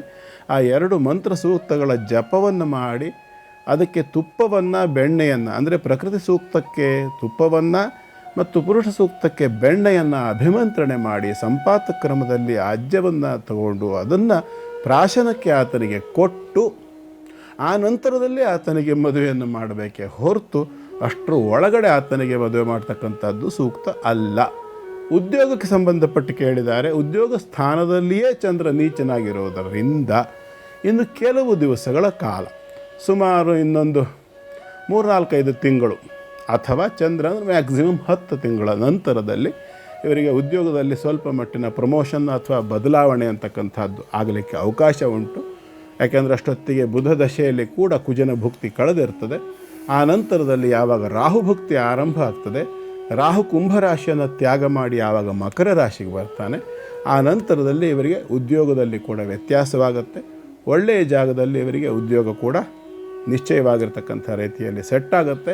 ಆ ನಂತರದಲ್ಲಿಯೇ ಈ ಒಂದು ಬುಧ ದಶೆಯಲ್ಲಿ ಕುಜ ಭುಕ್ತಿಯೂ ಕಳೆಯುತ್ತೆ. 8.5 ವರ್ಷಕ್ಕಿಂತ ಹೆಚ್ಚು ಕಾಲ ಕಳೆದಿರ್ತದೆ. ಗುರುವಿನ ಬಲ ಕೂಡ ಈಗ ಇಲ್ಲ. ಇನ್ನೊಂದು ವರ್ಷದ ನಂತರ ಗುರುಬಲ ಕೂಡ ಬರ್ತದೆ. ಎಲ್ಲ ರೀತಿಯಲ್ಲೂ ಅನುಕೂಲವಾಗ್ತದೆ. 2026ನೇ ಇಸ್ವಿ ಅಕ್ಟೋಬರ್ ತಿಂಗಳ ನಂತರದಲ್ಲಿ ಅವಕಾಶಗಳು ಬರುತ್ತೆ. ಆ ನಂತರದಲ್ಲಿ ಆತನಿಗೆ ವಿವಾಹವನ್ನು ಮಾಡಲಿ. ಉದ್ಯೋಗದಲ್ಲಿ ಕೂಡ ಖಂಡಿತ ಮುಂದೆ ಒಳ್ಳೆಯದಾಗ್ತದೆ. ಇದಕ್ಕೆ ಸರಿಯಾಗಿರ್ತಕ್ಕಂಥ ಆರಾಧನಾ ಕ್ರಮ, ಯಾವ ಪ್ರಾಯಶ್ಚಿತ್ತ ಹೋಮಾದಿಗಳನ್ನು ಏನು ಹೇಳಿದ್ದೇನೆ ಅದನ್ನು ಸರಿಯಾದ ರೀತಿಯಲ್ಲಿ ಆಚರಣೆ ಮಾಡಿಕೊಳ್ಳಿ. ಶುಭವಾಗಲಿ. ನಯನವರೇ, ಧನ್ಯವಾದಗಳು ನಮಗೆ ಮೆಸೇಜನ್ನು ಕಳಿಸಿದ್ದಕ್ಕಾಗಿ. ಇದೇ ರೀತಿಯ ಪ್ರಶ್ನೆಗಳು ನಿಮಗೂ ಇದೆಯಾ? ನಿಮ್ಮ ಒಂದು ಜಾತಕದ ಒಂದು ಸಂಕ್ಷಿಪ್ತ ಗುರುಗಳಿಂದ ಪ್ರಶ್ನೆಗಳನ್ನು ಕೇಳಿ ಉತ್ತರವನ್ನು ಪಡೆದುಕೊಳ್ಬೇಕಾ? ಹಾಗಿದ್ರೆ ತಡ ಯಾಕೆ? ಮೆಸೇಜ್ ಕಳಿಸಿ, ವಾಟ್ಸಪ್ ಮುಖೇನ ಅಥವಾ ಇಮೇಲ್ ಮುಖೇನ ಅಥವಾ ಪತ್ರವನ್ನು ಕೂಡ ಬರೆದು ನಿಮ್ಮ ಪ್ರಶ್ನೆ ಕೇಳ್ಬೋದು, ಉತ್ತರ ಪಡೆದುಕೊಳ್ಬೋದು. ಗುರುಗಳೇ, ಪ್ರತಿದಿನವೂ ಕೂಡ ವಿಶೇಷವಾದ ವಿಚಾರವನ್ನು ತೆಗೆದುಕೊಂಡು ಬರ್ತೀರಾ. ಇವತ್ತು ಬಂಗಾರಮುಖಿ ವೀರಾಂಜನೇಯ ಸ್ವಾಮಿ ದೇವಸ್ಥಾನದ ಮಾರುತಿ ಭಟ್ರ ಕುರಿತಾಗಿ ಬಹಳಷ್ಟು ವಿಶೇಷವಾಗಿ ತಿಳಿಸ್ಕೊಟ್ರಿ. ಒಂದು ವಿಶೇಷವಾದ ಕ್ಷೇತ್ರ, ಯಾರೆಲ್ಲರಿಗೆ ಪ್ರಶ್ನೆಗಳಿದೆ ಉತ್ತರವನ್ನು ಪಡೆದುಕೊಳ್ಬಹುದು ಅಂತ ಕೂಡ ಹೇಳಿದ್ದೀರಾ. ಧನ್ಯವಾದಗಳು ಗುರುಗಳೇ. ಸರ್ವೇ ಜನಾ ಸುಖಿನೋ ಭವಂತು, ಸಮಸ್ತ ಸನ್ಮಂಗಳಾನಿ ಭವಂತು. ಭಗವಂತ ಎಲ್ಲರಿಗೂ ಶುಭವನ್ನು ಉಂಟು ಮಾಡಲಿ. ವೀಕ್ಷಕರೇ, ಹೊರಡೋ ಸಮಯ ಆಗ್ತದೆ. ಮತ್ತೆ ನಿಮ್ಮ ಭೇಟಿ ಸೋಮವಾರದ ಧರ್ಮ ಜ್ಯೋತಿ ಕಾರ್ಯಕ್ರಮದಲ್ಲಿ. ಹೋಗಿ ಬರೋದಾ? ನಮಸ್ಕಾರ.